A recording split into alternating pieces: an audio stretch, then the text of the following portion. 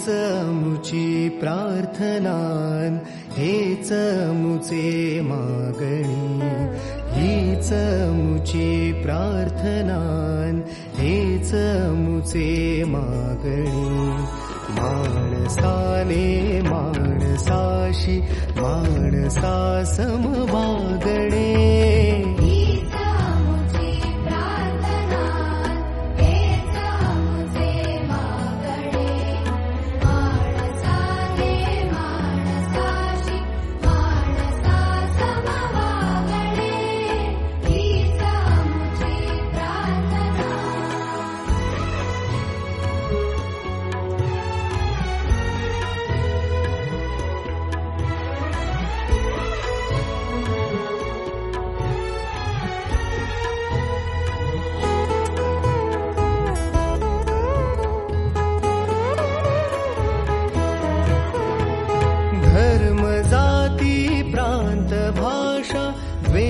सारे संपुदे. धर्म जाती प्रांत भाषा द्वेष सारे संपुदे. एक निष्ठा एक आशा एक रंगी रंगुदे. पुन्हा कसरो मनावर शुद्धतेचे चातडे. माणसाने माणसाशी माणसा समवागणे, हीच मुची प्रार्थना.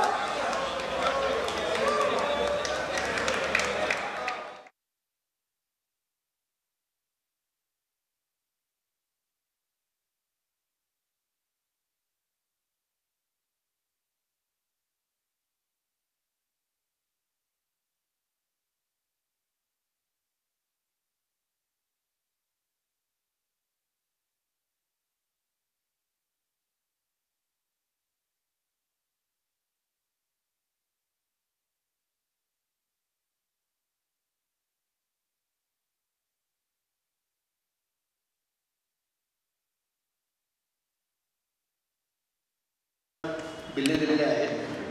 अरे म्हणजे काय, ओळखलंच ना तुला, असं काय करतोस. पण तरी सुद्धा आपण सगळे खूप वेगळे दिसतोय हे आपण मान्य करूया. सुरुवात माझ्यापासून आहे. शाळेत असताना इथे वरती केस होते, खाली नव्हते. आता दाढी वाढली, वरचे केस गेले. परंतु खूप आनंद झाला सगळ्यांना भेटून. आणि सगळ्यात जास्त आनंद झाला या सगळ्या गुरुजनांना भेटून. याचं कारण त्यांच्यातल्या अनेकांनी आम्हाला शिकवलंय, अनेकांनी मार्गदर्शन दिलेलं आहे, आशीर्वाद दिले. त्यामुळे आम्हाला मी स्वागतात जास्ती काही बोलत नाही. याचं कारण आपण थोडेसे कार्यक्रमाच्या वेळेच्या मागे आहोत. त्यामुळे आपण कार्यक्रमात पुढे जाऊया. सगळ्यांच्या बोलण्यामधून आठवणी निघतील. आपली शाळा कशी होती, काय होती, आपल्या शाळेचं महत्त्व काय आहे सगळ्यांच्या आयुष्यात, याबद्दल सगळेजण बोलतीलच. ती पुनरुक्ती होईल म्हणून मी आत्ता त्याबद्दल जास्त बोलत नाही. एक महत्त्व आहे आपल्याला शाळेबद्दल, ज्याला आपण ग्रॅटिट्यूड म्हणतो, तो पण आपल्याकडे खूप आहे. त्यामुळे इथे आल्यापासून आपल्याला आनंद आणि आनंद एवढंच फक्त मिळत आहे. तो आनंद आपण आणखी द्विगुणित करूया. आपल्याबरोबर सगळे जे जमले त्यांचं पण आपण मनोगत ऐकूया. पण त्याआधी मला असं वाटतं की आपण ज्या देशाचे नागरिक आहोत त्या देशाला वंदन करणं हे आपलं प्रथम कर्तव्य आहे. तर मी सगळ्यांना विनंती करेन की सगळ्यांनी उभं राहावं आणि आपण राष्ट्रगीत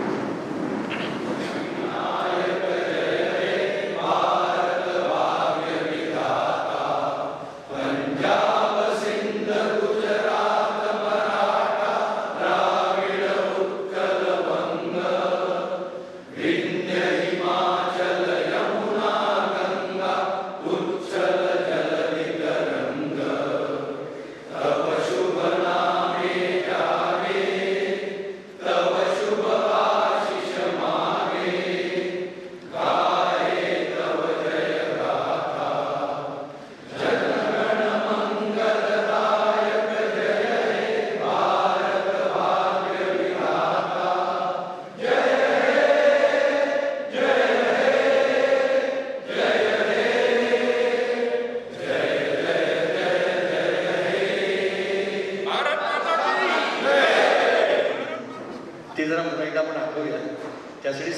आपापल्या फोनवरती आणि ज्यांना पाठ असेल त्यांनी आपल्या स्मृतीतून त्या प्रतिज्ञेचं वाचन करावं. पुन्हा एकदा मी सगळ्यांना विनंती करतो की आपण सारे भारतीय माझे बांधव आहेत. माझ्या देशावर माझे प्रेम आहे. माझ्या देशातल्या संपन्न आणि विविधतेने नटलेल्या परंपरांचा मला अभिमान आहे.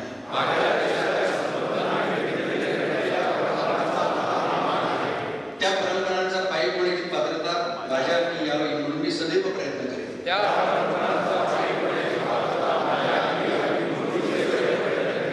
मी माझ्या पालकांचा, गुरुजनांचा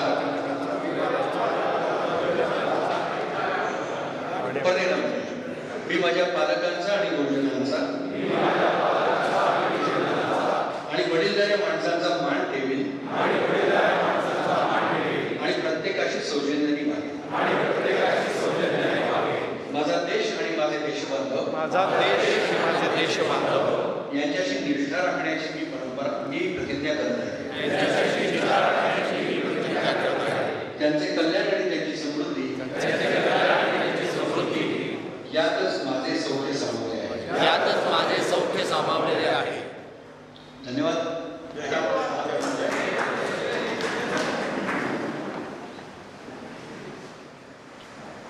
आता मी आपल्या सगळ्यांचा मित्र प्रदीप किरकोळे याला विनंती करतो की त्यांनी कार्यक्रमाचं प्रास्ताविक करावं. श्रीरंगाने सांगितल्याप्रमाणे आपण जून 69च्या आसपास या शाळेच्या भव्य प्रवेशद्वाराजवळ आपल्या पालकांचं बोट धरून नुमवी प्रशाला या संस्थेमध्ये प्रवेश केला. तर बरेच जण आपल्या नुमवीच्याच मराठी शाळेतून, म्हणजे ज्याला आपण छोटी शाळा म्हणायचो, त्याच्यातून मोठ्या शाळेत आलो. आणि या मोठ्या शाळेत आपण आल्यानंतर या शाळेने म्हणजे आपल्या इथल्या शिक्षकांनी, या वास्तूंनी, या शाळेच्या परंपरेच्या वारशाने आपल्याला पंखाखाली घेतलं आणि पुढची जवळजवळ 6 वर्ष आपल्याला घडवलं. आपल्याला अभ्यास, खेळ, कला, साहित्य या सगळ्याची गोडी लावली. या शाळेमध्ये आपल्याला त्यांनी कधी प्रोत्साहन दिलं, कधी पित्याप्रमाणे शिस्त लावली, कधी माऊलीच्या मायेने आपल्या चुका पोटात घेतल्या. असं करून आपल्याला त्यांनी आपल्या नकळत घडवलं, अनेक संस्कार केले. आणि हे करत असताना आपण जेव्हा बाहेर कुणी विचारायचं कुठे शिकतोस रे, मी नुमवीत जातो असं सांगितल्यानंतर त्यांच्या तोंडून अरे वा असे जे कौतुकाचे उद्गार आपल्याला नेहमीच मिळायचे. त्यामुळं आपल्याला आपल्या शाळेविषयीचा अभिमान आपल्या मनामध्ये रुजत गेला. हे सगळं होत असताना हळूहळू अचानक आपण 10वीत पोचलो. 10वीमध्ये 1975ला नवीन अभ्यासक्रमाची पहिली SSCची बॅच असं म्हणून आपण 75ला SSC झालो. SSC झाल्यानंतर खरं म्हणजे शाळेचं शिक्षण संपलं. पण कदाचित या शाळेचा लोभ इतका होता की आपल्याला अजून 1 वर्ष इथं थांबावं असं वाटलं. आपली 11वी पण याच शाळेमध्ये झाली. आणि मग ती झाल्यानंतर आपण बाहेरच्या जगात पाऊल ठेवलं. बाहेरच्या जगात या शाळेतल्या संस्कारांच्या शिदोरीच्या जोरावर आपण वेगळ्या वेगळ्या क्षेत्रांमध्ये यश मिळवलं. वैद्यकीय क्षेत्र, अभियांत्रिकी क्षेत्र, व्यवसाय, कला क्षेत्र, आर्थिक क्षेत्र, अशा अनेक क्षेत्र, समाजसेवा, अशा अनेक क्षेत्रांमध्ये आपल्यातले इथले बसलेले अनेक जण अत्यंत मोठं नाव कमावू शकतात. हे झाल्यानंतर पण हे सगळं करत असताना कदाचित या मधल्या काळामध्ये हे सगळं शिक्षण, उच्च शिक्षण, व्यवसाय, कौटुंबिक जबाबदाऱ्या, तर या अशा गोष्टींमुळे थोडासा मित्रांमधला संपर्क जो होता तो थोडासा अनियमित झाला किंवा थोडासा थोडं त्याच्यात अंतर आलं. काही जण आपल्याकडे पुण्याबाहेरही गेले होते, काही जण परदेशात जाऊन स्थायिक झालेले होते. यामुळे थोडासा जो संपर्क आपला कमी झाला होता तो मर्यादित झाला होता. तो आपण थोडेसे स्थिरस्थावर झाल्यानंतर मनामध्ये जी ओढ कायम होती ती आपल्याला जाणवायला लागली. आणि मग असंच 92-93च्या आसपास मला वाटतं संप्रत जोशींनी एक कल्पना मांडली की अरे आपण भेटायला पाहिजे, एक गेट टुगेदर व्हायला पाहिजे. आणि मग इथल्या काही मित्रांनी पुढाकार घेतला आणि मग आपल्या सगळ्या मित्रांना संपर्क करण्याचा प्रयत्न केला. इतक्या वर्षांची गॅप पडल्यानंतर जरा अवघड असतं, कोण कुठे गेलाय, कोण कुठे. त्या काळात आपल्याकडे काही दूरध्वनी वगैरे नव्हते. आता संपर्काचं संपूर्ण माध्यम बदललं होतं, राहण्याची घरं बदलली होती. परंतु आपल्या काही मित्रांनी पुढाकार घेऊन इतके परिश्रम केले आणि वेगवेगळ्या मित्रांशी संपर्क साधला. त्यातून जवळजवळ 60-70 जण जमून वर्षातनं एकदा गेट टुगेदर करण्याची पद्धत सुरू झाली. ही बरीच वर्ष यशस्वीरित्या गेट टुगेदर होत होतो. तसंच त्यानंतर या निमित्ताने एक संपर्काची साखळीच निर्माण झाली. त्यातल्या काही जणांनी हा संपर्क सातत्याने राहावा याच्यासाठी आपल्या इथे सारथीवर दर रविवारी ज्यांना शक्य आहे त्यांनी येऊन भेटण्याची परंपरा सुरू केली. त्याच्यामध्ये ज्यांना शक्य असेल, जेव्हा शक्य असेल तेव्हा ते येतात. परदेशातून आलेले मित्र सुद्धा भारतात आल्यानंतर आवर्जून तिथे येतात, कारण तिथे आपल्याला सगळ्यांचे भेटतील. याच्यात एक मोठी क्रांती झाली ती ज्या वेळेला व्हॉट्सॲप, आपल्या एका मित्राने त्याला सुंदर नाव दिले कायप्पा म्हणून. व्हॉट म्हणजे काय आहे, ॲप्सचं त्याने अप्पा केलं. त्यामुळे कायप्पा यांनी आपल्या ह्याच्यात एकदम खूप बदल घडवला.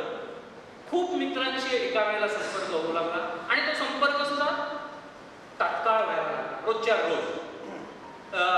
विश्वनाथ नातू, बिपिन यांनी खूप पुढाकार घेऊन या ग्रुपला खूप छान आकार दिला. किशोर भागवतचं त्याच्यावर खूप योगदान आहे.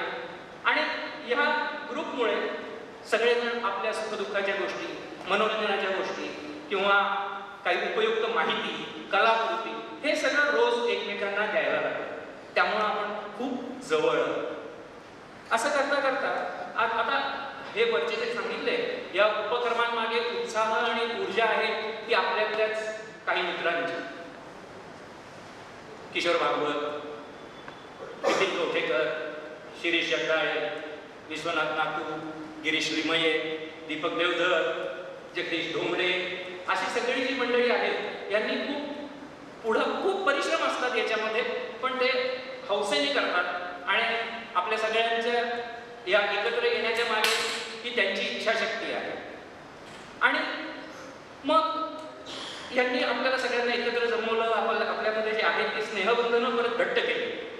आणि याच्याच बरोबर अनेक नवीन उपक्रम राबवले. मी काही उपक्रमांचा उल्लेख करतो. मी आता बऱ्याच ठिकाणी बऱ्याच संस्था किंवा शिक्षण संस्थांच्या याच्यात असतो, परंतु मला सांगायला अभिमान वाटतो की या मित्रांच्या ग्रुपमध्ये ज्या प्रकारचे कार्यक्रम होतात त्या दर्जाचे कार्यक्रम इतरत्र सहसा मिळत नाही. त्याच्यातून निमोनीचं वेगळेपण आपल्याला जाणवतं.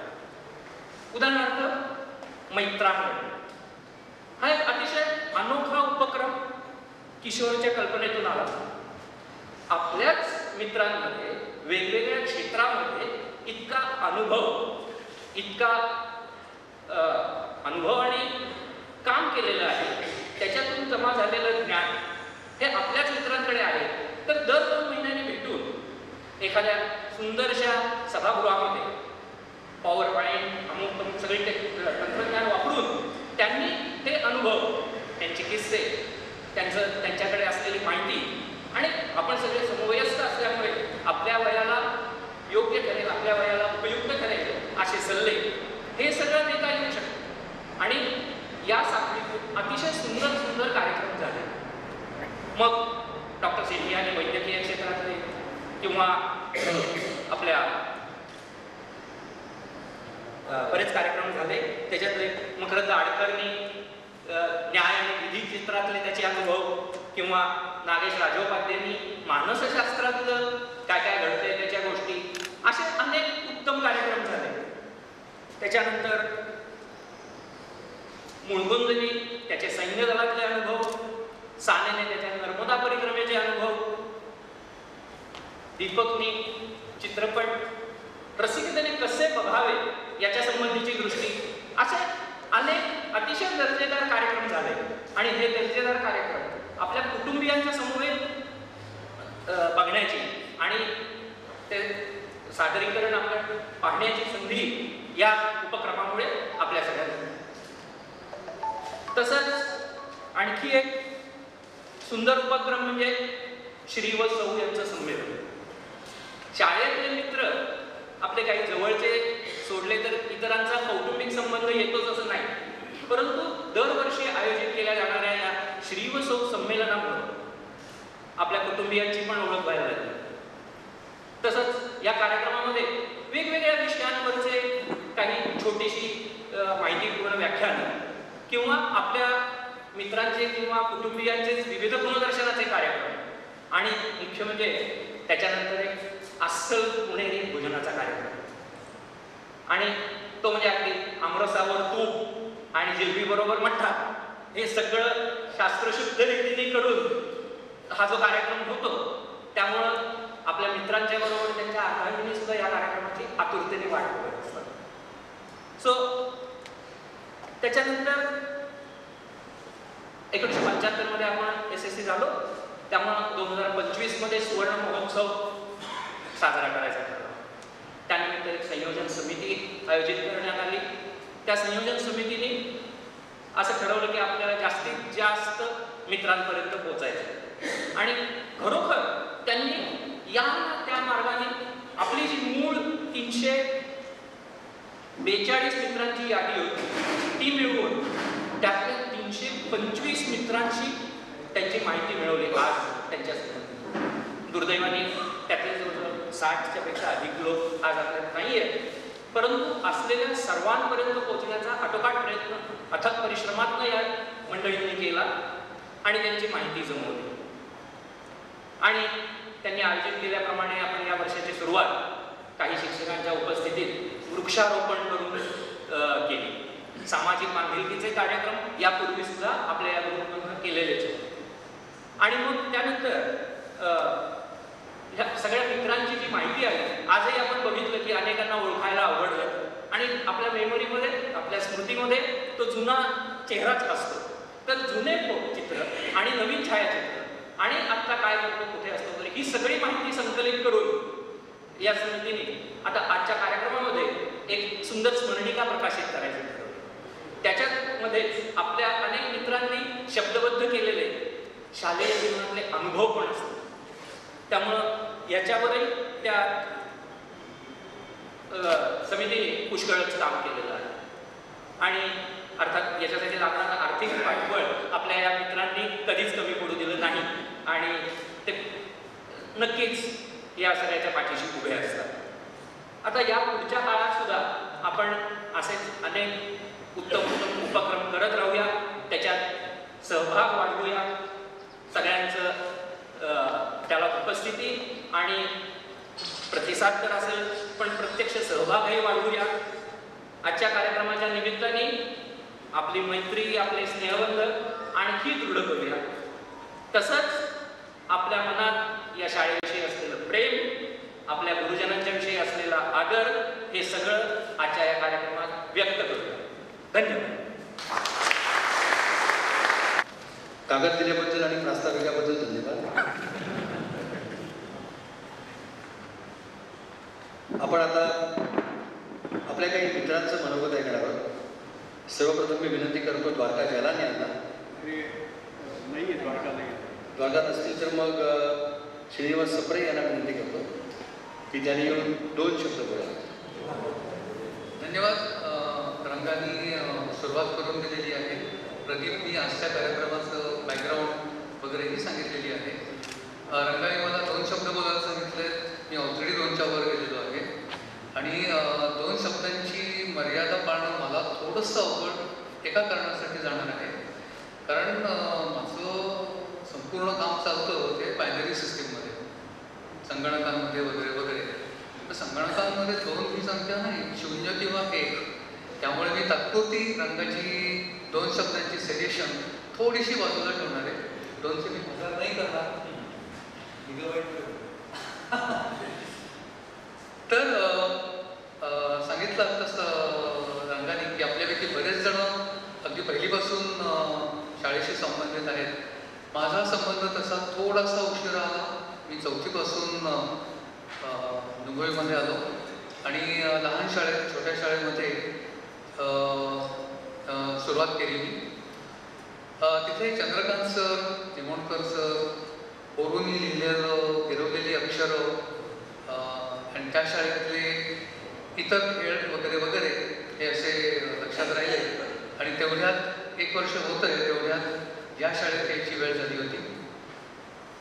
या शाळेत येताना नक्कीच एक दडपण होतं, कारण नुमोवी हे नाव थोडंसं मोठं होतं. माझे वडील स्वतः नुमोवीमध्येच बऱ्याच वर्षांपूर्वी शिकलेले होते, त्यामुळे सगळ्या त्या अपेक्षा होत्याच. आणि कसं जमेल काय जमेल ही नक्कीच शंका होती. पण इथे आल्यानंतर फार काही वेळ गेला नाही, झटपट मित्र मिळाले आणि रुटीन तसा सेट होऊन गेला.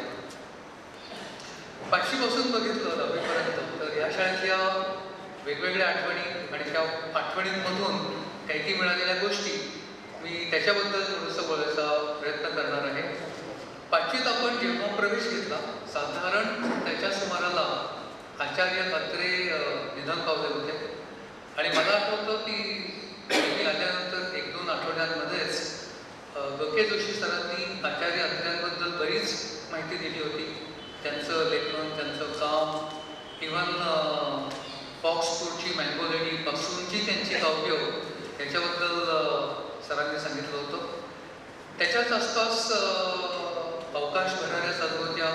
तेव्हाच केव्हा तरी नील आर्मस्ट्रॉंगनी चंद्रावर पहिलं पाऊल ठेवलं होतं. ही सुरुवात होती. आज 50 वर्षांनी आपण भेटतोय तेव्हा चंद्रावर पाऊल ठेवणं ही फार साधी गोष्ट तशी होऊन गेली आहे. आणि आज आपण AI वगैरे ह्या गोष्टींपर्यंत आलेलो आहोत. जगाने एवढी प्रगती केलेली आहे आणि आपल्या शाळेने इथल्या 5-6 वर्षांमध्ये या सगळ्या प्रगतीला सामोरा जायला आणि त्याच्याबरोबर राहायला आपल्याला खूपच मदत केली आहे. ह्यानंतर इतर ज्या काही शाळेतल्या गोष्टी आठवण्याचा प्रयत्न करतो तर 6वीमधली अगदी लक्षात राहिलेली म्हणजे कारलभाज्याची सहल. आणि त्यात परवाच आठवण झाली, सुभाष जोशी सर जेव्हा गेले त्या दिवशी आठवलं की त्या कारलभाज्याच्या ट्रिपला सगळ्या वर्गासाठी सरांनी घरून श्रीखंड करून आणलं होतं. तर हे असं इतरत्र फार सहजासहजी नाही बघायला मिळत. एका अर्थाने कसं आहे की आपण सगळे एका कुटुंबाचा भाग आहोत हा फिलिंग तेव्हापासून अत्यंत स्ट्रॉंग, खूप सशक्तपणे असा जाणवत राहिला. 6वीमध्येच जर माझी आठवण बरोबर असेल तर इनामदार सरांनी त्यांच्या एका मित्राची कविता सांगितली होती. त्याच्याबद्दल त्यांनी त्याचं रसग्रहण केलं होतं. स्वराज्य आले यौवनात पण सुराज्य हे होणार कधी, हे म्हणजे ते ऐकून एकदम जाणवलं होतं की अरे आपल्याला खूप अजून पुढे जायचं आहे. सुधीर मोघे यांची कविता. मित्र. तर धन्यवाद सर. म्हणजे त्यांची कविता आहे हे मला माहीत नव्हतं, तुम्ही सांगितली हे मला आठवत होतं, पण धन्यवाद. यानंतर 7वीत जाताना अर्थात पहिला इमिजिएटली कळलं ते परचुरे सर आणि त्यांचं अक्षर. त्या अक्षरांनी किती जणांवर प्रभाव टाकलाय त्याची गणना नाही करता येणार. बऱ्याच जणांचं ते रोल मॉडेल असायचं की आपलं अक्षर कसं पाहिजे तर परचुरे सरांसारखं पाहिजे.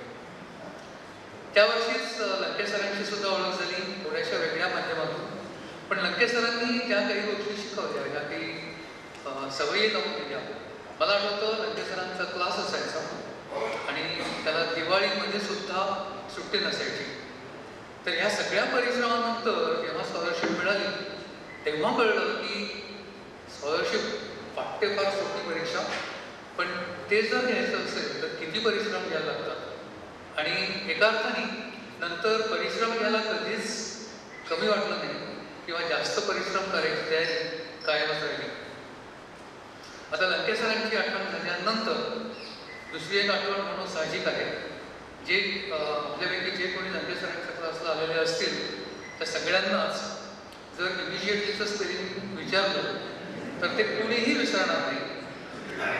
आज सुद्धा जर मला त्याचं स्पेलिंग विचारलं तर मी ते सरळ IMME असं नाही सांगता येत मला. ते त्या तालासुरात IMMEDIATELY आणि हे किती मला घर मोकत असू ते विसरणं कधीच शक्य नाही. Sorry yes.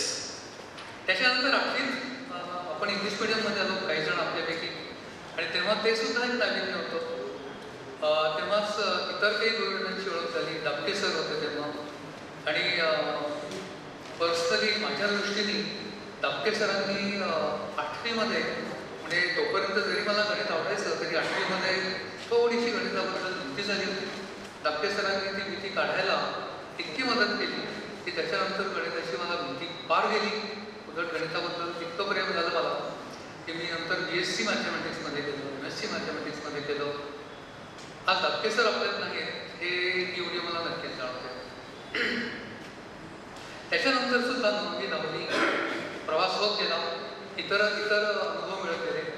आणि असे अनुभव मगाशी प्रदीपने उल्लेख केलाच, पण आपल्या कक्षा विस्तारणार जगात काय चाललंय याची इतकी व्हरायटी आपल्याला डोळ्यासमोर येत गेली. मला आठवतं आपल्याला अभ्यंकर सरांनी एकदा शेरलॉक होम्सच्या गोष्टी सांगितल्या होत्या. त्याच्यानंतर शेरलॉक होम्स काय प्रकार आहे त्याची उत्सुकता निर्माण झाली होती. शाळेमध्ये आपल्याला छान छान सिनेमे दाखवण्यात आले होते. लॉस्ट इन द डेझर्ट, गुळाचा गणपती, इतके छान सिनेमे जेव्हा बघितले होते त्याची सुद्धा आवड निर्माण झाली होती. साहित्याची आवड निर्माण झाली होती. मध्यंतरी विजय कुलकर्णी सरांनी PhD जेव्हा त्यांची संपली तेव्हा आपण 9वीत होतो आणि आपल्या वर्गाने त्यांना तेव्हा सत्कार केला होता. या सगळ्या गोष्टी बघितल्या, इतक्या विविधतेने आपल्याला हे सगळं मिळालेलं आहे की नंतर मग आश्चर्य वाटत नाही. जर शाळेत जेव्हा आपण येतो तेव्हा वास्तूत येतो आणि संस्कार आपल्यावर घडवतात ते आपले सगळे पुरुष आहेत. आणि ही वास्तू, या वास्तूची परंपरा, आपल्या गुरुजनांची परंपरा, या सगळ्यांनी काय दिलं आहे? खूप काही गोष्टी दिल्या आहेत. एक महत्त्वाची गोष्ट मला अशी वाटते की नंतरचं जे आयुष्य आहे ते आयुष्य जगण्यासाठी शाळेने आपल्याला खूप मोठ्या प्रमाणावर तयार करून ठेवलं की ज्यामुळे येणारं आयुष्य आपण नीटपणे काढू शकतो. त्याच्यावर जास्त खरं तर मला काही ॲड नाही करायचं, पण या शाळेत आज सगळे आपण आलेलो आहोत. सगळे मित्र, आदरणीय गुरुजन, मुख्याध्यापक कांबळे सर आणि त्यांचे सध्याचे सहकारी की जे हे सगळं काम पुढे नेत आहेत, सगळ्यांचे धन्यवाद, सगळ्यांचे आभार. आणि ह्या सगळ्या कामामध्ये शाळा अशीच चांगली होत राहो ही सदिच्छा. आज आपल्यात दुर्दैवाने आपले मित्र, आपले काही गुरुजन जे नाही आहेत त्या सगळ्यांना एक आदरांजली, त्यांची ओळख नक्कीच जाणवते. एवढं बोलून मी जे काही बोललो त्याला 2 शब्द म्हणून घ्यावेत अशी विनंती करतो. आपल्या सगळ्यांच्याच मनातल्या भावना श्रीनिवासने अत्यंत रेखीव पद्धतीने आपल्या ते मांडल्या आहेत. अनेक गुरुजनांचा त्यांनी उल्लेख केला, अनेक गुरुजनांची नावं आमच्यासुद्धा डोळ्यासमोर तरळली. याचं कारण या सगळ्या वर्षांमध्ये आपल्या सगळ्यांना हे जे ज्ञानामृत पाजलं अशी अनेक नावं आहेत. आज त्याच्यातले आपलं भाग्य आहे म्हणून काही आपले गुरुजन उपस्थित आहेत, तर आपण त्यांचा आज इथे सत्कार करणार आहोत, स्वागत करणार आहोत. तर मी आता आपल्या शाळेची शिस्त कायम असते, ज्यांना सत्कार करायला मी बोलवणार आहे त्यांची नावं मी आधी सांगणार आहे. त्यांनी इकडे येऊन थांबावं अशी माझी विनंती आहे. पण नाव जाहीर झाल्यानंतर कोपऱ्यात उडून येईपर्यंत सगळी वाट बघतात वगैरे होणार नाही. तर सत्कार कोण कोण करणार आहेत त्यांची नावं मी क्रमाने सांगतो. राजेंद्र धोका आणि श्याम ठाकूर आपण येऊन थांबावं येथे. मिलिंद जोशी आणि सूर्यकुमार देवरुखकर, दीपक लुटकड, आणखी मुकुंद अभ्यंकर. बाई सगळ्यांना विनंती की आपण यामध्ये येऊन थांबावं. समीर माळी आणि विजय सेठिया, संजय वायचळ आणि गिरीश संगमनेरकर, गिरीश देशपांडे आणि सुनील शिंदे, चंद्रशेखर पोतनीस आणि विवेक शिंदे, मुकुंद सहस्रबुद्धे आणि धनंजय देवधर. आपण सर्वांनी कृपया इकडे यावं.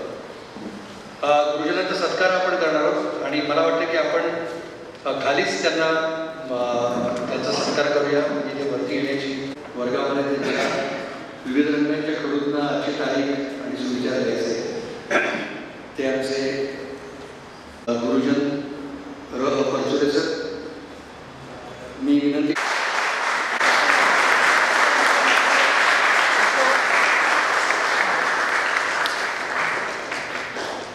मिलिंद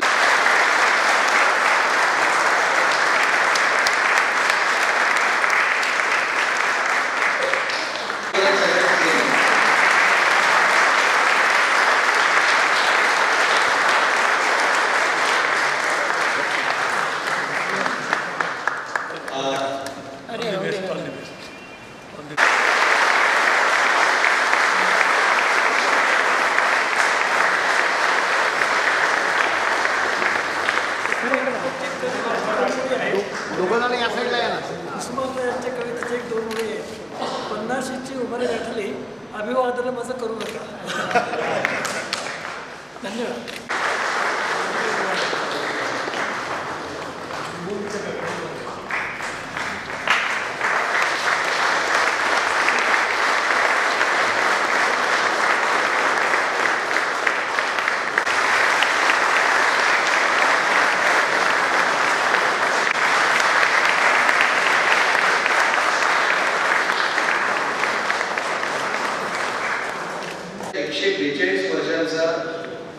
असा सरांनी प्रकाशित केलेला आहे. तिथंच दाखवतो सरांकडे.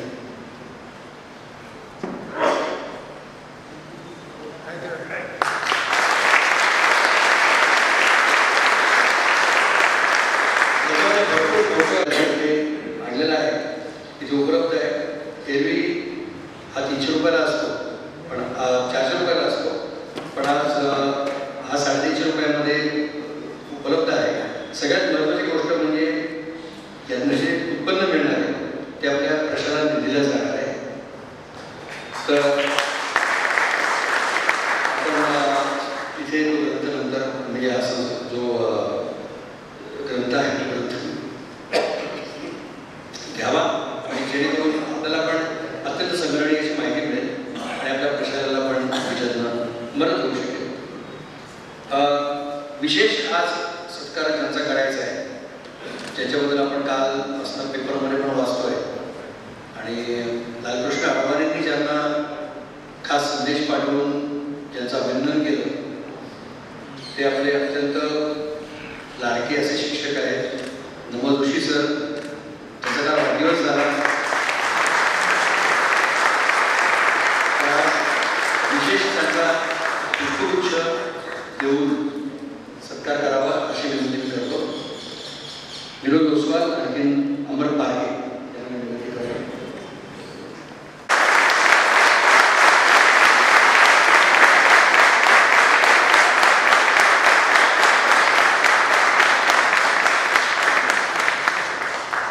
तुम्हा सगळ्यांच्या शुभेच्छाने 90 गाठली आणि तुमच्या सगळ्यांच्या शुभेच्छाने पुढं काय गाठेल माहीत नाही मला, परंतु नंतर मी माझं मनोगत असेल जर मला सांगितलं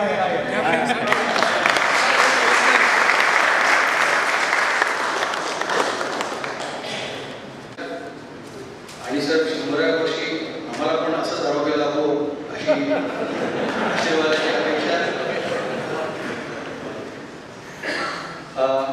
आता मी चारू जोगळेकर आणि जयंत गुजराती कोण आहे? दोघे नाही आहे मग खूप गोष्टी. हां बिपिन कवटेकर विनंती करतो. हो त्यांचा सत्कार आहे. बिपिन कवटेकर कृपया आपण श्री प्रकाश कांबळे मुख्याध्यापक शिक्षिप्र मंडळी नियामक समिती सदस्य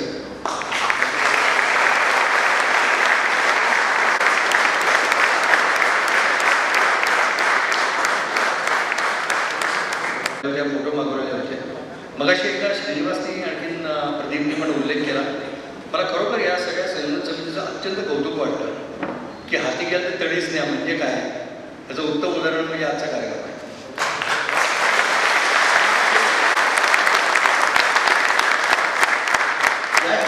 चिकाटीच्या लोकांनी काम केलेलं आहे ज्याला आपण इंग्रजीमध्ये पर्सिव्हरन्स म्हणतो. आणि एरवी हो हो हो म्हणतो, करत नाही, चालढकल करतो. पण यांनी टुमणं लावणं ज्याला म्हणतात की नाही, लिहाच, पाठवाच, कराच, याच, ते इतकं लावून धरलं, त्यामुळे ही संख्या अशी दिसते आहे. तर मला असं वाटतं की अशी संयोजन समिती सर्व शाळांना, सर्व राज्यांना आणि सर्व देशाला लावावी.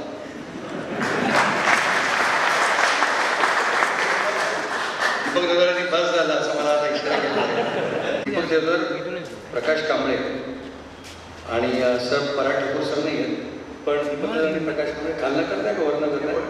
आणि दीपक देवधर यांना विनंती करतो की या स्मरणिकेच्या निमित्ताने त्यांनी त्यांचं मनोगत व्यक्त करावं. राम पराष्टेकर आहे ना,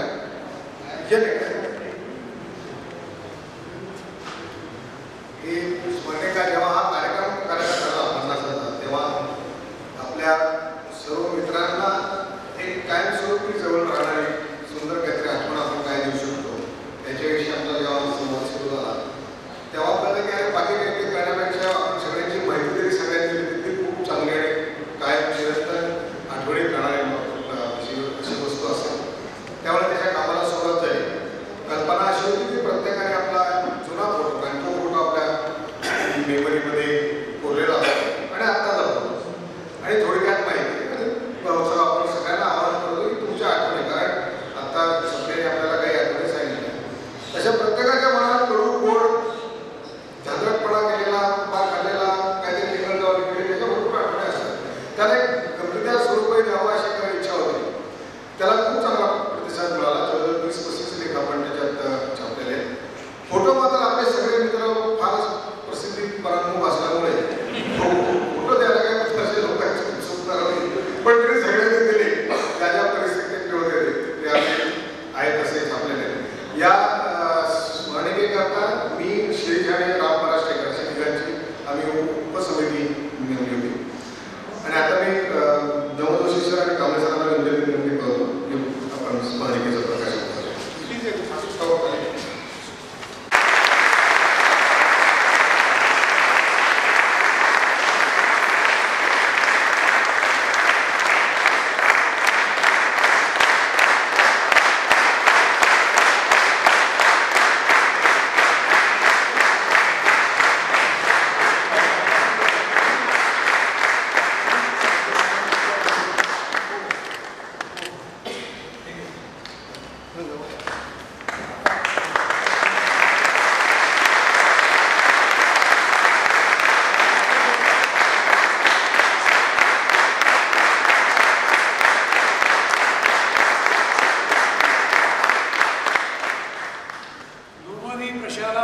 SSC प्रथम बॅच 1975 सुवर्ण महोत्सव स्मरणिका हाती घ्याल ते तडीस द्या या वृत्तानुसार ती प्रकाशित झाली. अलीकडे नवीन शब्द आहे लोकार्पण. लोकार्पण झालं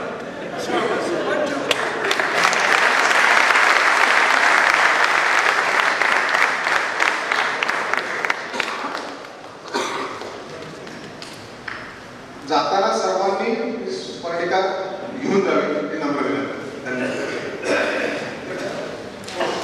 काही ओपन आहे.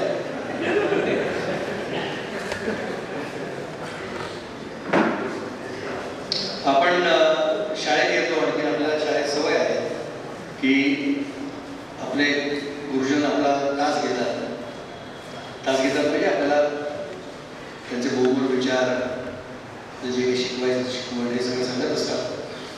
तर मी आता आपल्यापैकी काही ज्यांना इच्छा असेल त्या गुरुजनांना विनंती करणार आहे. सर तुम्हाला बोलायचं आहे का? हो. तर मी दांडेकर सरांपासून सुरुवात करतो. आपल्याकडे एंट्री माईक आहे मग सगळ्यांना बोलले किंवा मग माईक काढून थोडे खाली उभा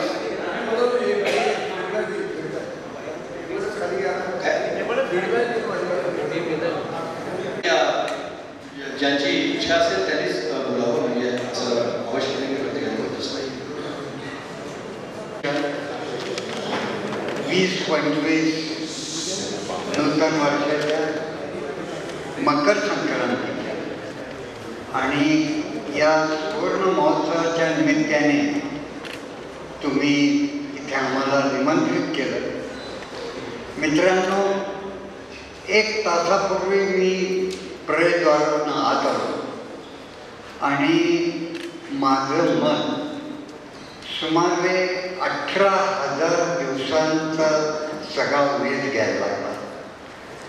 आता मार्चमध्ये 18,200 दिवस होते आणि मला इथं आल्यानंतर तो सगळं दिसायला लागलं. मित्रांनो, तुम्ही छान केलं की या विद्यार्थ्यांना नावाची ती प्लेट लावली. नाहीतर आता 71 सालापासून हे तुमचं 75 आहे, ते सगळे छान सोडून महोत्सव करतायत. पण तुम्हाला मुद्दामून मी थँक्स म्हणतो की तुम्ही नेमप्लेट लावले. नाहीतर काय व्हायचं की तुम्ही अगदी येता आदरण नमस्कार करता आणि मग मी म्हणतो अरे कर्वे इकडे, तो म्हणतो सर मी कर्वे नेहमी बनलोय आहे. तर तुम्ही नाव लावले की ते फारच छान. मित्रांनो, 1968 नोव्हेंबरपासून या वास्तूशी नमामि प्रशालेशी माझा संबंध आहे आणि त्या दिवसापासून आजपर्यंत मी आनंद सागरात पोहतो आहे. कारण सगळं माझं ते चलचित्र मनात येते. एकही कटू अनुभव इतक्या 56 वर्षात आला नाही.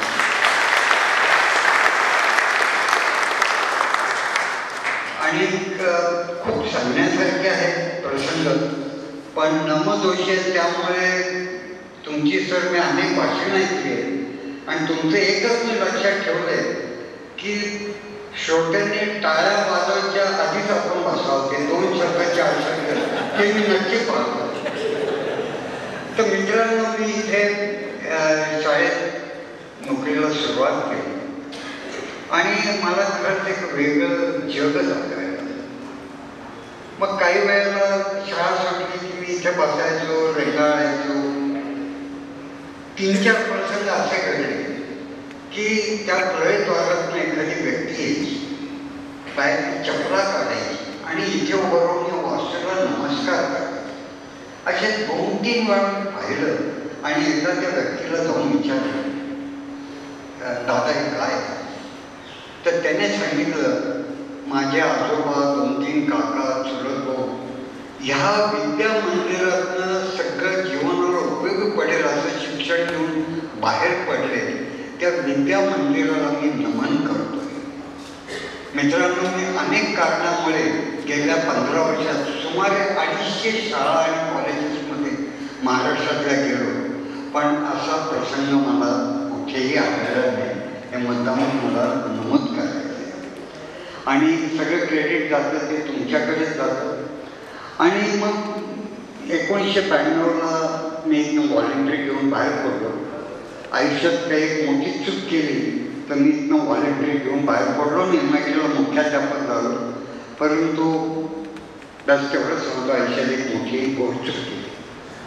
परंतु या वास्तूने मला पुन्हा बोलवावं आणि जेव्हा जेव्हा मला असं काही डिप्रेशन यायचं तेव्हा मी शांतपणे येतो, या हॉलच्या बाहेर बसतो आणि पाहतो तर खरं प्रसन्न होतं. आणि मुद्दामून मला असं सांगायचं आहे की 1 जानेवारी 22 पासून मी रोज नमवीच्या संपर्कात आहे. 1 जानेवारी आपला वाढदिवस असतो. परवाच्याच 1 जानेवारीला कांबळे सरांनी याच हॉलमध्ये छान कार्यक्रम केला. सगळे शिक्षक होते. नंतर त्या संस्थापकांचं मूर्तीपूजन वगैरे खूप बरं वाटलं.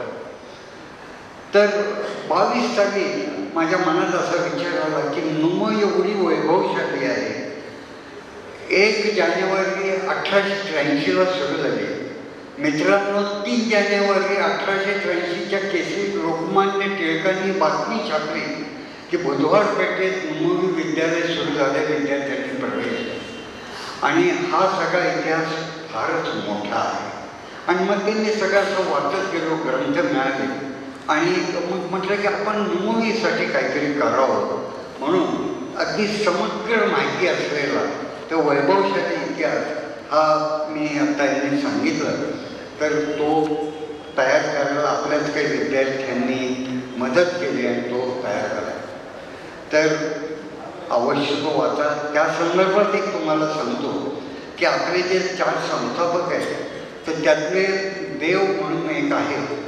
तर त्यांची 4थ्या पिढीचा ठकार म्हणून एक व्यक्तीचा मला डोंबिवलीहून फोन आला की सर असं असं तर मला कळलं गौरव ग्रंथ म्हटलं माझ्या घरी या.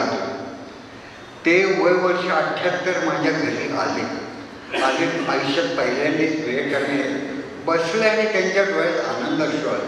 मला काही कळेना कोण कुठले काय आले.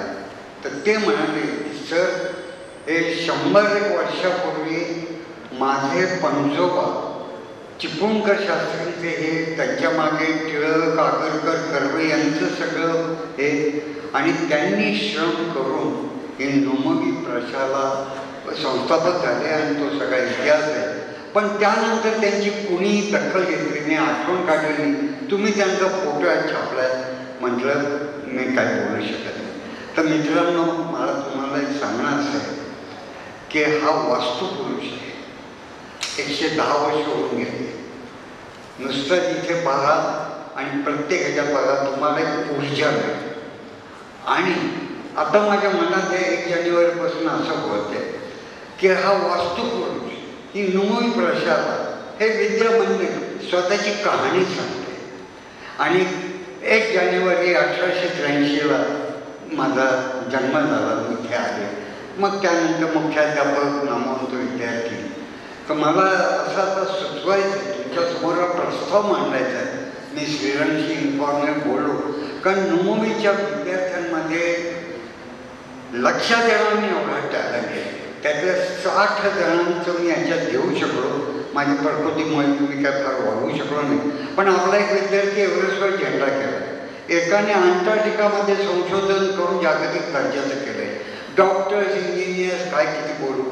शिरीष साठेने मला 2दा हार्ट अटॅक म्हणून वाचवलं. तोही आपला विद्यार्थी आहे. तर आपल्याकडे भरपूर टॅलेंट आहे आणि सगळं ह्या वास्तुपुरुषाने आपल्याला अजून 500 वर्ष या वास्तूला काही होणार नाही.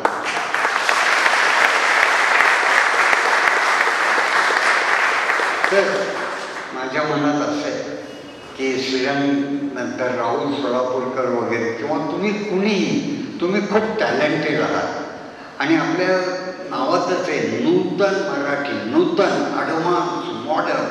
तर मॉडर्न टेक्नॉलॉजी वापरा आणि आपला सगळा जो इतिहास आहे तर तो इथे लाईट अँड साऊंड शो नाही. तर हे तुम्ही खूप छान स्मरणिका काढले. तर मला अक्षरशः हे फोटो पाहून खूप अगदी भावलं आहे. तर हा जो आपला इथला जो पूल आहे दक्षिणोत्तर पूल, मित्रांनो मी 20 देशात फिरलो आहे. 8-10 देशात असे अनुभव आले की ते विद्यार्थी येतात 72च्या बॅचचे, 84च्या बॅचचे भेटतात. सर आपली नोंदणी, सर आपली पोलाची शाळा म्हणून सुद्धा प्रसिद्ध आहे. माझी कल्पना अशी आहे की हा जो पोलाचा जो पृष्ठभाग आहे त्याच्यावरती तुम्ही सायन्स टेक्नॉलॉजी वापरा आणि त्याच्यामार्फत काय ते हे करून चलत बसत. म्हणजे इकडे ॲडव्हर्टाईज होतात 2 शर्ट घेतले तर 3 शर्ट फुकट वगैरे. तर तसं नाही. तर आपलं नोमवी प्रशालेचं वास्तूचे संस्थापकांचे फोटो येतील, त्यांची एक वाक्यात माहिती, मुख्याध्यापकांचे येतील, तुमच्यासारख्या हजारो विद्यार्थ्यांचं जे काही टॅलेंट आहे ते दाखवलं जाईल. कारण संध्याकाळी 7-7:30 नंतर हे वास्तू फार ओसाडतं आणि ते मला गमतीला फार होतं. तर एक 7 ते 9 या वेळात समजा असं काही केलं तर खूप होईल. कांबळे सर मुद्दामून तुमचं नावच प्रकाश आहे. आणि मित्रांनो सांगायला मला आनंद होतो की या सगळ्या काळात नोमवीचा एकमेव मुख्याध्यापक माझ्या घरी आले ते म्हणजे प्रकाश कांबळे. आणि मी भारावून कारण नोमवीचं वलय काय हे शब्दाच्या पलीकडे आहे. तर ते स्वतः मुख्याध्यापक माझ्या घरी बोलले आणि तेव्हाच मला कळलं की ह्या व्यक्तीमध्ये काहीतरी डॅश आहे, काहीतरी वेगळं करायचं आहे. तर सर तुम्हाला मी माझ्यातर्फे सगळ्यांतर्फे विनंती करतो की तुम्ही खूप चांगलं करताय आणि तुम्ही तुमचं वजन चित्रमंडळ चांगलं आहे, तर त्यामार्फत हे करून आपल्या इथे एक नमोवी वास्तू बोलते आहे, कहाणी सांगते. मित्रांनो, हे कदाचित जागतिक दर्जाचं ठरेल, कारण आता मराठी काय ते अभिभाषण काय काय सगळं आहे, परंतु मराठी शाळा बंद होत आहे. आपल्या नमवीवर तशी वेळ आली नाही पाहिजे. आज 5वी ते 10वी, मला खेद होतोय सांगायला, 5वी ते 10वी फक्त 600-700 विद्यार्थी आहेत. 1983ला जेव्हा शताब्दी झाली, अंक काढला तेव्हा मी उपसंपादक होतो, 3000 विद्यार्थी होते. ती संख्या कमी होती. आणि मी का बोलतोय तर गेल्या 2-1 वर्षात सुमारे 300-400 विद्यार्थी स्वतः की सर नमवीचा आता काय भविष्य काय. तर समजा प्रयत्न करून आपण पुन्हा विद्यार्थी संख्या वाढवली. आणि आज मी स्वच्छपणे सांगतो, कृपया ठाकूर सर आले नाही आहेत, परंतु कांबळे सर तुम्ही त्यांच्यापर्यंत माझ्या नावाने पोचवा की याच्यावर तर एकच रामबाण उपाय आहे की गव्हर्नमेंटची ग्रँट घ्यायची नाही, आपण स्वायत्त व्हायचं, विधी ओळखायचा आणि इथे चांगले शिक्षक नेमायचे. टॉप क्लास मराठी माध्यमातून इथे शिक्षण देणारी शाळा झाली पाहिजे. इथे सुभाषितं रंगली पाहिजे. परचुरे सर तुमचं नाव इतके विद्यार्थी घेतात की मला खरंच बरं वाटतं की हस्ताक्षर, चांगलं हस्ताक्षर वगैरे खूप काही करता येण्यासारखं आहे. तुम्ही मनावर घ्या. आणि शेवटचा मुद्दा सांगतो की हा जेव्हा मी नमोवी ग्रंथ तयार करायचं डोक्यात आलं, काही पुढची कल्पना नव्हती, पण इतका रिस्पॉन्स मिळत गेला. परदेशातनं लेख आले ते सगळं घेतलं आणि शेवटी एका सदस्याने मला हे केलं की आता हे सगळं काढणार याच्या निधीचं काय. तेव्हा कारण लक्ष्मीचं माझं कधीच जमलं नाही, थोडंफार सरस्वतीची जमलं, मग मी तुमच्याशी बोलतोय. तर आणि आश्चर्य वाटेल तुम्हाला की एका महिन्यात 1.5 लाख रुपये कोणाकडे न मागता विद्यार्थ्यांनी दिले. हा जो प्रकल्प तुम्ही जर सुरू केला तर धन संपत्ती कमी पडणार नाही. नमवीचे विद्यार्थी खरोखर देतात आणि यातनं जो ग्रंथ तयार झाला त्यातनं मला खूप मानसिक समाधान मिळालं आणि ते तुमच्या मार्फत अजून ते लाटालाटाने वाढतंय. तर त्यातले सुमारे 50,000 रुपये सगळं जाऊन शिल्लक राहिले. तर तो निधी मी शाळेसाठीच खर्च करणार आहे हे आत्ताच अनाऊन्स करतो. आणि शक्य झाला हा प्रोजेक्ट झाला तर त्यामध्ये 50,000 रुपये माझा हा पहिला. तर कृपया श्रीराम, तुझं विश्व मोठं आहे, राहुल सोलापूरकर आहे, किरकोळ आहे, न्यू टेक्नॉलॉजी, ते करून ही वास्तू पुन्हा बोलकी करा, कथा सांगते. आणि त्याचा एक फायदा होईल, जर नमवीमध्ये 150 वर्ष 5 वर्षांनी होत्या तेव्हा ते इथे खूप विद्यार्थी असे हजारोनी यायला लागले शिक्षण घ्यायला. खूप मला बरं वाटते तुमचा पांढरा शर्ट आणि खाकी पॅन्ट. बऱ्याच वेळा आम्ही काय करायचो, वर शिक्षकांची खोली होती, मी तिथं बाहेर येऊन खाली पाहिजे आणि मधल्या सुट्टीत तुम्ही छान हँड क्रिकेट वगैरे खेळायला धावत. ते दृश्य पुन्हा इथे दिसलं पाहिजे आणि ते आपल्या हातात आहे. तुम्ही ते करू शकाल तर कृपया याच्याकडे विचार करा. काही सजेशन असेल तर मला द्या, कांबळे सरांकडे द्या. पण सर मी तुमच्यावर ही जबाबदारी सोपवणार आहे. आणि डॉक्टर विनायक डावरे, अहो काय मी 2-4 जणांशी बोललो तर विनायक डावरे विंग कमांडर एअरफोर्समध्ये 1957चे ते विद्यार्थी आहेत. तर त्यांच्याशी बोललो तर ते म्हणाले मी सगळं याचं कांबळे सरांबरोबर करतो आणि त्यांनी 5,000 रुपये द्यायचे एका क्षणात मान्य केलं. तर निधी कमी पडणार नाही, फक्त हा गोवर्धन पर्वत आपल्या सगळ्यांसाठी उचलायचा आहे. आणि ह्या ज्या काही ह्या श्रेष्ठ मालिका आहेत ते जगाला पाहू देत नाही. कोणीतरी एखादा विद्यार्थी आहे तो म्हणेल आहे तिथे 1953 साली माझ्या काकांचं नाव आहे, किती आनंद होईल.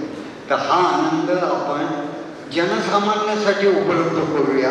आपले जे नमुने त्यांच्यासाठी, त्यांच्या कुटुंबियांसाठी उभं करूयात. आणि हा प्रकल्प तडीस न्या, हाती घ्याल ते तडीस न्या, हे आपल्याला करण्याची एक संधी आहे. आणि दुसरं, छात्र आम्ही नमुनेचे घडवून राष्ट्र उद्या.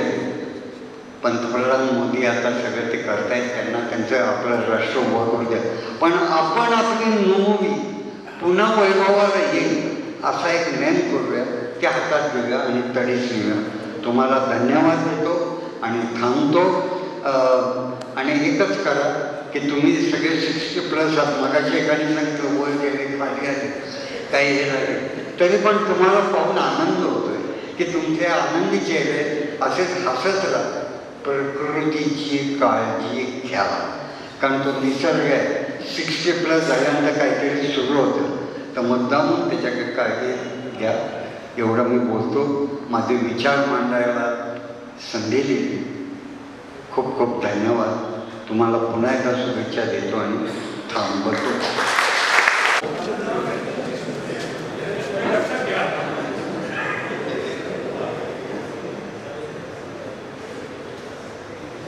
आज 50 वर्ष पूर्ण झाल्यानंतर तुम्ही आम्हाला या ठिकाणी भेटताय, ही आमच्या आयुष्यातली भाग्याची गोष्ट आहे.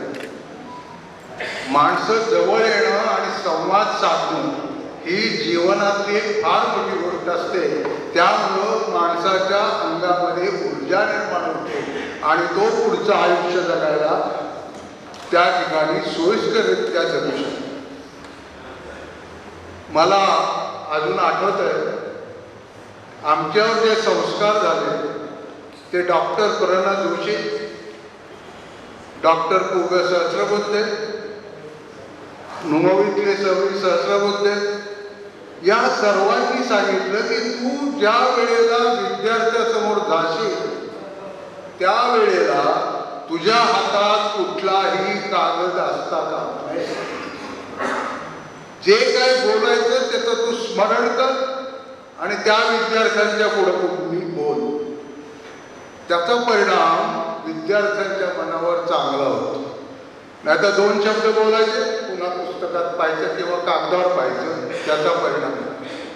आणि आचार्यांच्या शब्दात सांगायचं झालं तर भाषण हे भाषण असलं पाहिजे, वाचन असता का.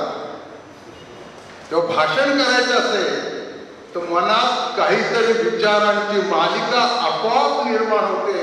ती होत असली तर तुमचं भाषण चांगलं. आत्ता तुम्ही सगळे म्हणाला राष्ट्र घडवू उद्याचे.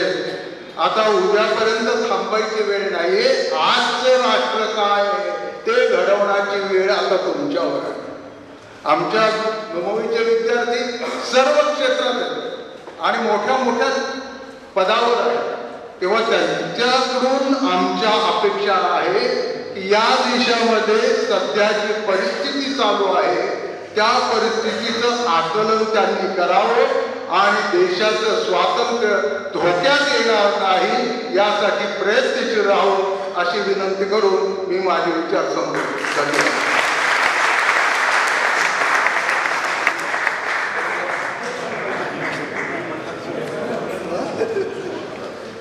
या सर प्रकाश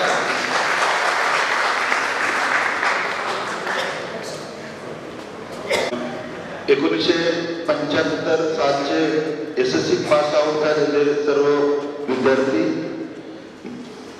त्याचबरोबर सर्व सेवानिवृत्त आदरणीय गुरुजन वर्ग. खरं म्हणजे मी 1 मेला या शाळेमध्ये मुख्याध्यापक म्हणून रुजू झालो आणि 9 मे पासून जवळजवळ 5.5 कोटी रुपयाची नूतनीकरणाची कामं या शाळेमध्ये झाली.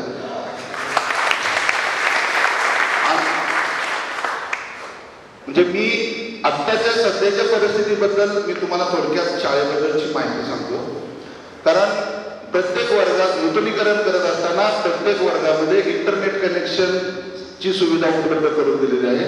प्रत्येक वर्गामध्ये LCD प्रोजेक्टर बसवण्याची सुविधा आहे. प्रत्येक वर्गामध्ये CCTV कॅमेरा आहे आणि प्रत्येक वर्गामध्ये साऊंड सिस्टीम बसवलेली आहे.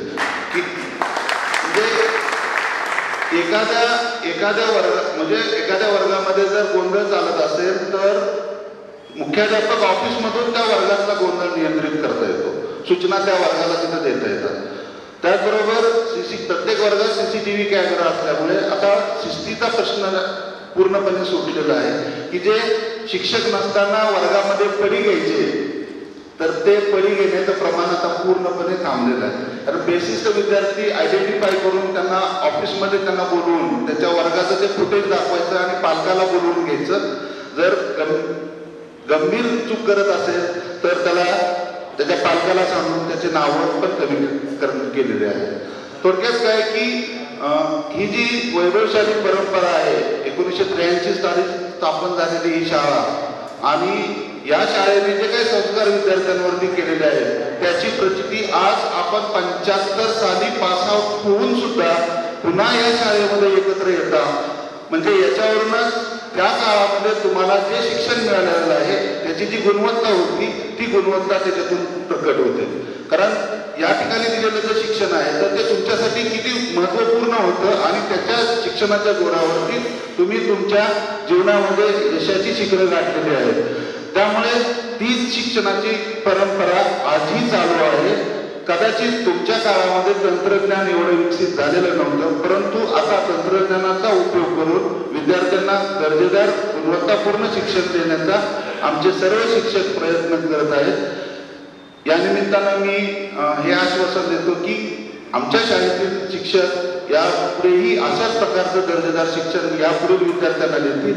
आणि पुढच्या वर्षीपासून आपण शाळेमध्ये एक उपक्रम सुरू करत आहोत की माजी विद्यार्थ्यांचे अनुभव आजी विद्यार्थ्यांना आपण देणार आहोत, की जे काही करिअर गायडन्सच्या संदर्भात असतील किंवा ते त्यांच्या क्षेत्रामध्ये कसे यशस्वी होत आहेत, कसे यशस्वी झाले, त्याने जर त्यांचं मनोगत आमच्या विद्यार्थ्यांना सांगितलं तर 100 विद्यार्थ्यातून एखाद्या विद्यार्थ्याला जरी ते विचार पटले आणि तो त्या क्षेत्रामध्ये गेला तरी त्याची विविध क्षेत्रामध्ये जाण्याची मुंबईची जी परंपरा आहे तर ती खंडित होणार नाही. तर या पद्धतीनं 10वी-12वीच्या विद्यार्थ्यांना करिअर गायडन्सच्या अनुषंगानं आपण प्रत्येक माजी मुंबईच्या वेगवेगळ्या क्षेत्रामध्ये जे उच्च पदावरती आहेत, यशस्वी झालेले आहेत, अशा सर्व मुंबईयांची माहिती संकलित करून आम्ही प्रत्येक दर शनिवारी 10वी-12वीसाठी ही व्याख्यान मालिका पुढच्या वर्षीपासून आपण आयोजित करत आहोत. त्याचबरोबर शाळा ही आता दांडेकर सरांनी सांगितलं की नंतर एकदा मी इथं हजर झाल्यानंतर फोन आला होता की सर मला भेटायला यायचंय. ते म्हणाले आणि बोलता म्हणाले की माझं वय 82 वर्ष आहे. सर म्हणलं तुम्ही शाळेत येऊ नका, मला पत्ता द्या, मी तुमच्या घरी येतो. आणि त्यांच्याकडे गेल्यानंतर खरोखरच मला एक प्रकारे काम करण्याची प्रेरणा मिळाली की जे काही चांगलं करता येईल तेवढं आपण या शाळेसाठी करण्यासाठी त्यांनी आम्हाला खूप मार्गदर्शन केलं.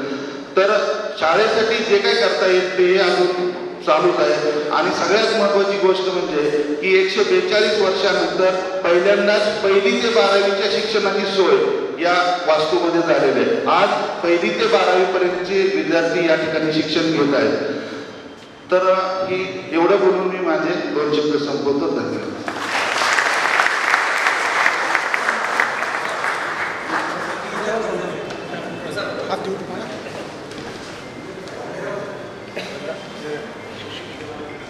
इनामदार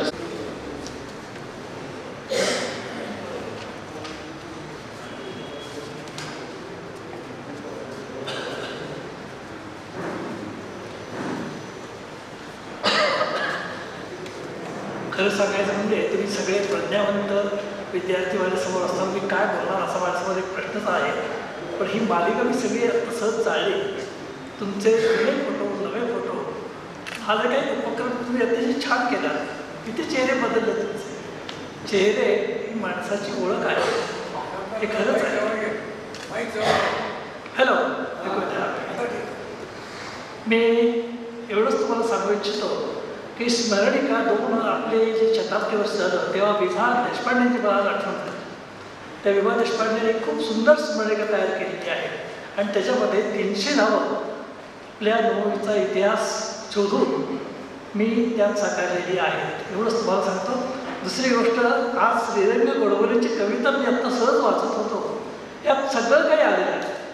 त्यांच्या कवितेमध्ये, त्यांच्या शब्दामध्ये नववीचं किती अलोट प्रेम त्यांनी मिळवलेलं आहे आणि सगळ्यांनाच ते मिळालेलं आहे. याबद्दल खरं सांगायचं म्हणजे विद्यार्थी शाळेची गुणवत्ता करतात, शिक्षक आम्ही निमित्त पात्र असतो. विद्यार्थी मोठे होणं हे शाळेच्या दृष्टीनं शाळेचं नाव असतं. मी जेव्हा शाळेत पहिल्यांदा आलो त्यावेळेला नवजोशींच्या मार्फत मी शाळेत आलेलो आहे. नवं जोशींनी मला अनुभवाची वाट नुकताच त्यांचा वाढदिवस झाला, मी त्याला काय आता शुभेच्छा पण दिल्या. आज आजचा योग चांगला आहे म्हणून मी उभा राहिलो की नवनचे मला अनुभवाची वाट दाखवली, पण शेवटी कोणताही तरी मार्ग दाखवतो आणि आपण त्या वाटचालीवर आपली प्रगती करायची असते. थोडी बहुत प्रगती माझी या ठिकाणी झाली, याबद्दल नूतन मराठीचा आणि विद्यार्थी मित्रांचा मोठा वाटा आहे असं मला वाटतं आणि म्हणूनच मी तुम्हाला सर्वांना धन्यवाद देतो. आणि शेवटी जाता एक गोष्ट सांगणार आहे की मला आठवलं की खरं सांगायचं तर आम्ही या वयाला आलो आहे 90, फगले 94 आणि मी 84. हे आमची अशी गॅप आहे थोडीशी, पण तरी देखील ही सगळी आदरणीय मंडळींनी आम्हाला घडवले आणि त्याहीपेक्षा तुम्ही आम्हाला घडवलं असं माझा स्वतःचा भाग आहे. धन्यवाद.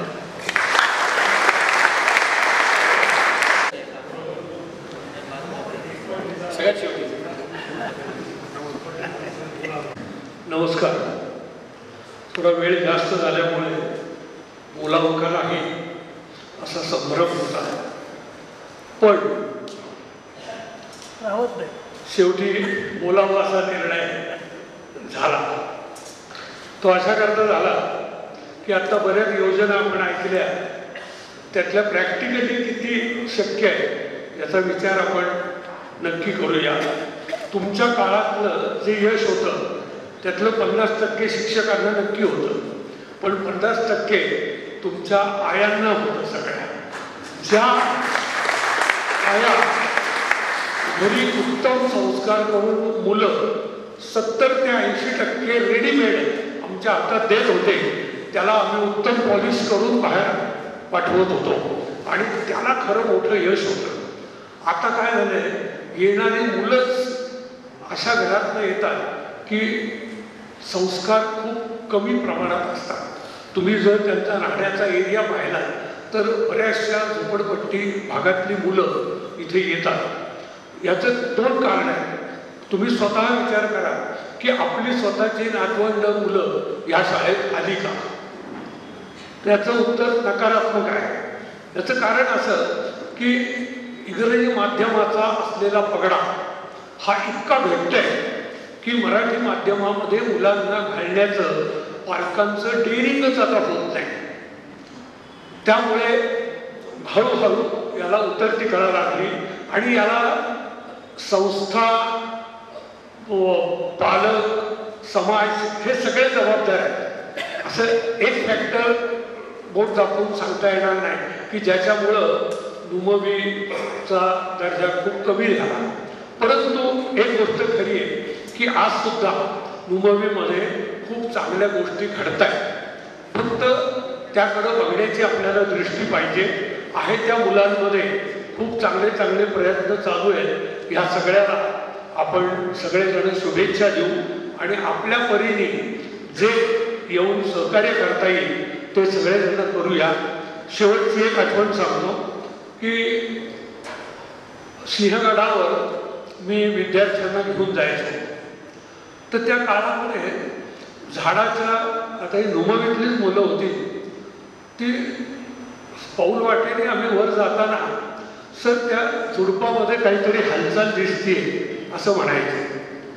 तर मी त्याला म्हणायचो की अरे आजूबाजूला बघू नका, आपला रस्ता बघा आणि वरती चला. मग आम्ही तिथं आडोशाला बसलेले तरुण तरुणी असायचे. बॉयफ्रेंड आणि गर्लफ्रेंड ही जी कन्सेप्ट आता आलेली आहे त्यामुळं सुद्धा समाजाचं फार मोठं नुकसान होतं आहे आणि हे आपण आपल्या कुटुंबामध्ये आता पाहण्याची वेळ आलेली आहे की ह्या ज्या गोष्टी समाजामध्ये घडत आहेत त्याच्याकडं तुम्ही तर आता सगळे आजोबाच्या भूमिकेत आहात, तर याच्याकडं निश्चितपणे बारकाईने लक्ष द्या. आणि मुलांचं वाचन, आता मध्यंतरी वाचन संस्कृती आपल्याकडं फार मोठं एक फर्ग्युसन कॉलेजवर मिळाला, तर त्याच्यामध्ये अनेक मुलांनी अनेक पुस्तकांकडं आकर्षित झाले, पुस्तकं विकत घेतली, कोट्यावधी रुपयाची पुस्तकं घरी आणली गेली. तर ह्याचं वाचन नीट होतंय का नाही हे बघण्याची खूप गरज आहे. आणि स्वतःला फिजिकली उत्तम ठेवा. तुम्ही जर उत्तम असाल तरच आपलं कुटुंब उत्तम राहतं. सर्वांना नववर्षाच्या शुभेच्छा आणि वर्षातनं एकदा आपण सगळे भेटत राहू. धन्यवाद. या ना, दोन शब्द. हो या तुम्ही थोडंसं मार्गदर्शन करा. काय ना, तुम्ही आमच्यासमोर उभं बोलताय, त्याला आता खूप वर्ष झाली.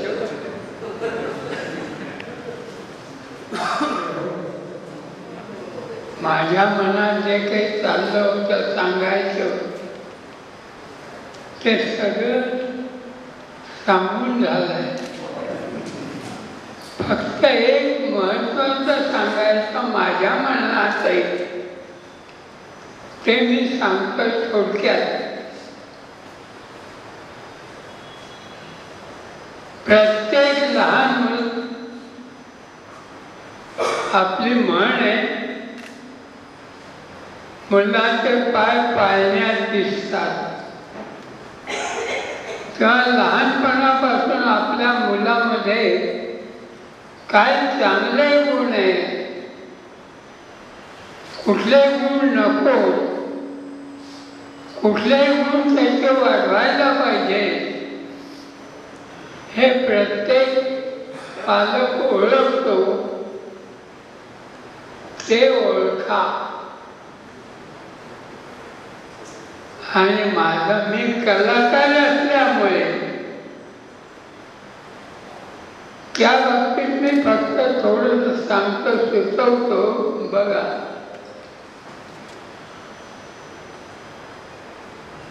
कारण लहानपणीच लहान मुलांना कशाची आवड आहे हे तुम्ही ओळखता, तसं त्याला गाण्याची आवड शिकवा. कारण गाण्यातून अनेक गोष्टी शिकता येतात. चांगले संस्कार मनावर होतात. आणि जर आपला मुलगा कलेमध्ये प्रावीण्य झाला तर त्याचं आयुष्य तर सुखात जातंच, पण संपूर्ण कुटुंब सुखी होतं. आणि म्हणून जर गाण्याची आवड त्याला निर्माण करता आली, विशेष म्हणजे संगीताची, तर ते जरूर करा. ते त्याच्या आयुष्याला उपयोगी पडेलच. परंतु तुम्हाला समाधान लावणार. कारण आपल्या, मी जे काही बोलतोय त्याला माझ्यापुढे एक उदाहरण आहे समोर बसलेलं, की लहान मुलाला गाणं शिकवल्यामुळे घरात आनंद वातावरण असतं, ते निर्माण करा. आणि जेवढे संस्कार लहान मुलावर शास्त्रीय संगीताचे करता येतील तेवढे करा. त्याने काय फायदा होईल ते मी आत्ता नाही सांगू शकत, परंतु माझ्या स्वतःच्या उदाहरण म्हणून मी सांगू शकतो. लहानपणीच माझ्या वडिलांनी माझ्यातला गुण ओळखला. कारण माझे वडील शिक्षक होते. नुमवीतल्या जेवढ्या प्रसिद्ध शाळा त्या काळात होत्या, तितक्याच प्रसिद्ध शाळा खानदेशामध्ये होत्या. मी खानदेशचा जळगावचा आहे. तेव्हा त्या शाळेमधले जे 3 संस्थापक शिक्षक होते, त्याच्यातले माझे वडील एक होते. आणि त्यांनी माझ्यातला गुण ओळखल्यामुळे त्यांनी मला संगीताकडे वाढवलं. आणि माझं तर आयुष्यात सुखात गेलं. भारतभर मी शास्त्रीय संगीत गाऊन आलो आहे. एकच नाही 4 दिग्गज गुरु भारतभर नावाजलेले ते 4 दिग्गज गुरु माझे गान गुरु ठरलेले आहेत आणि एका गुरुजवळ 1 वर्ष शिक्षण नाही. प्रत्येक गुरुजवळ कमीत कमी 12 वर्ष मी शिकलो एकेका गुरुजवळ आणि त्यामुळे संपूर्ण घराण्यांची गायकी मी गाऊ शकलो. आता करोना सुरू झाल्यापासून 2-2.5 वर्षापासून गाऊ शकत नाही आहे आणि वयोमानाप्रमाणे व्होकल कॉर्ड्स आता काम करत नाही म्हणून गाणं थांबलेलं आहे. 9-10 वर्ष सुरू आहे माझं. पण शास्त्रीय संगीत तुमच्या मुलामध्ये जर मिळालं तर ते जरूर वाढवा. माझ्या वडिलांनी तो गुण ओळखला. माझं आयुष्य सुखात गेलं. सगळ्या घराचा नावलौकिक वाढला. सगळा भारतभर मला जाता आलं. गाण्याकरता जग काय ओळखता आलं. तेव्हा तुमच्या मुलामध्ये जर हा गाण्याचा गुण तुम्हाला ओळखता आला तर जरूर ओळखा. शिक्षण तर चालू राहणार होते, ते करायचंच आहे, ते सोडायचं नाही आहे. पण कलागुण हा वाढवा एवढाच माझा तुम्हाला हात जोडून प्रार्थना आहे की मुलाचा हा गुण ओळखा, मोक्ष करा त्यालाही आणि तुम्हाला.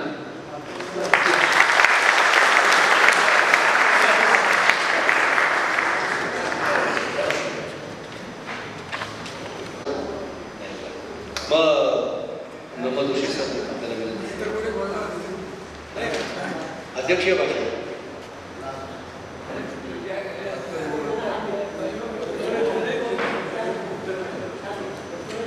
माझ्या अवतीभोवती बसलेले सर्व विद्यार्थी आणि समोर बसलेले सर्व विद्यार्थीकडे काल दिवसभर माझ्याकडे रीग होती. रीग लोकांची. मी प्रचंड दमलो होतो आणि सकाळी माझ्या पत्नी मला म्हणाली की तुम्हाला आता आजच्या समारंभाला जाता येणार आहे का?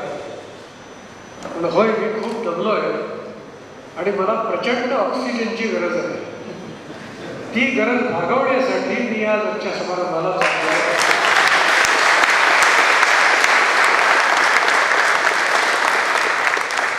आणि मित्र, आज हे 200 ऑक्सिजन सिलेंडर माझ्यासमोर आहे. माझ्या सगळ्या कालचा थकवा निघून गेला आणि आता यापुढे मी तुमच्याबरोबर या ऑक्सिजनसह 10 मिनिटं बोलणार आहे. मित्र, तुम्ही सगळे इतके भाग्यवान आहात आणि तुमच्यापेक्षा भाग्यवान आम्ही जास्त आहोत. तुम्ही भाग्यवान का? तर तुम्ही नववीचे विद्यार्थी आहात आणि आम्ही भाग्यवान का? तर आम्ही तुमचे शिक्षक आहोत. म्हणून तुमच्यामुळे आम्हाला आमचं भाग्य आहे. आम्ही आमचे भाग्यवान नाही. आम्ही काय कर्तव्य केलं? आमच्या शिकवण्याचे आम्हाला पगार मिळाले, काहीतरी नोकरी करावीच लागत होती, ती शिक्षक म्हणून केली. हे कामापुरतं झालं. पण असे विद्यार्थी मिळणं आणि जे आज इतक्या वर्षानंतर परदेशातनं सुद्धा येतात आणि गणवेश घालून येतात सगळे, आणि किती छान वातावरण होतं. मगाशी जर कुणीतरी शक्ती वाजवली मी ऐकलं, फार बरं वाटलं. म्हणजे शाळेचं पुन्हा वातावरण निर्माण झालं आणि तुम्हालाही त्याचा आनंद मिळाला. मित्रांनो, जीवनात हाच ऑक्सिजन आहे. सध्या बाहेरचं वातावरण फार प्रचंड वाईट आहे. रोज आपण टी व्हीवरती बातम्या पाहतोय ना, राजकारणातल्या, आपल्या राज्यकारभाराच्या. आत्महत्या आहेत, जाळपोळ आहेत, निदर्शनं आहेत, सगळं वाईट आहे, प्रचंड वाईट आहे. त्या प्रचंड वाईट याच्यामध्ये आजची सकाळ आपण हे सगळं विसरून साजरी करतो आहोत ही किती छान गोष्ट आहे. या शाळेच्या मोठेपणाचं माझ्या व्यतिरिक्त किंवा तुमच्या व्यतिरिक्त मी तुम्हाला माझ्यापाशी आता माझं इथलं 14 वर्षाचं करिअर आहे. 63 ते 76 मला 200 ते 300 पानाचं पुस्तक सहज लिहिता येईल एवढं माझ्यापाशी साहित्य आहे. पण त्याच्या फक्त 3च आठवणी लोकांच्या मी तुम्हाला सांगतो, म्हणजे तुमच्या लक्षात येईल की या शाळेबद्दल इतर मोठ्या लोकांच्या भावना काय होत्या.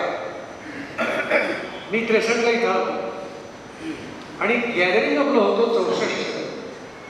त्यावेळी खरं तर आपल्या शाळेमध्ये फक्त माजी विद्यार्थ्यालाच अध्यक्ष म्हणून बोलवायचं असा त्यावेळी नियम होता. पण चिंता पटवर्धन कार्याध्यक्ष होते आणि त्या वर्षी नेमके यशवंतराव चव्हाण संरक्षण मंत्री झालेले होते. त्या यशवंतरावांचा माझा कराडपासूनचा परिचय होता. त्या चिंता पटवर्धन म्हणाले की आपण आपलं नियम थोडासा बाजूला ठेवू आणि संरक्षण मंत्री यशवंतराव चव्हाण तुमच्यामुळे येतात का आपण बघूया. अर्थात मलाही थोडा संकोच झाला, पण शब्द टाकून बघायला काय, शब्द विसरा ठेवायचा.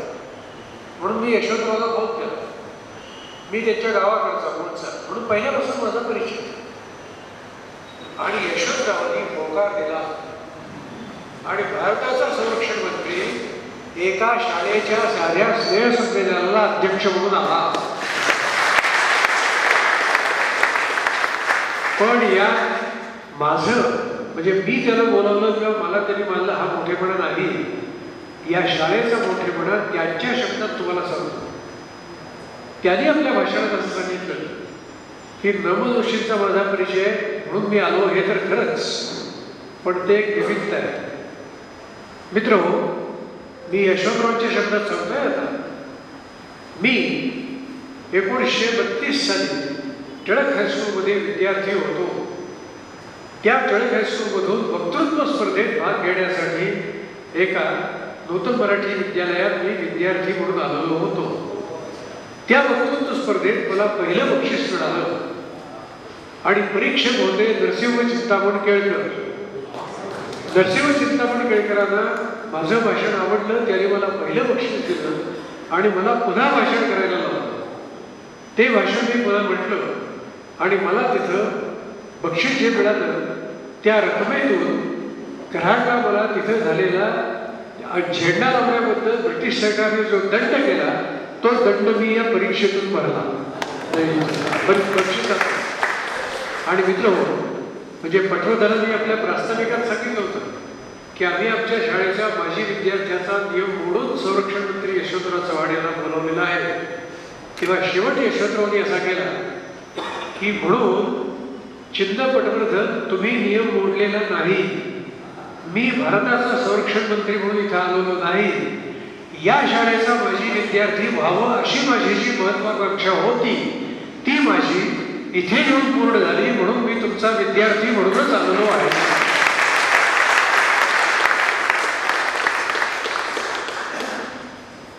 हा या शाळेचा मोठेपणा आहे.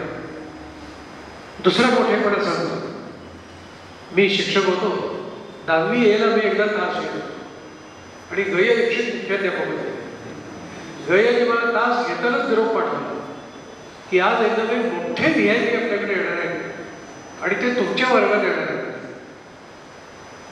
पण म्हणले कुठलाही प्रोटोकॉल त्यांनी ठेवलेला नाहीये, प्रसिद्धी नाही, नाव नाही, काही नाही.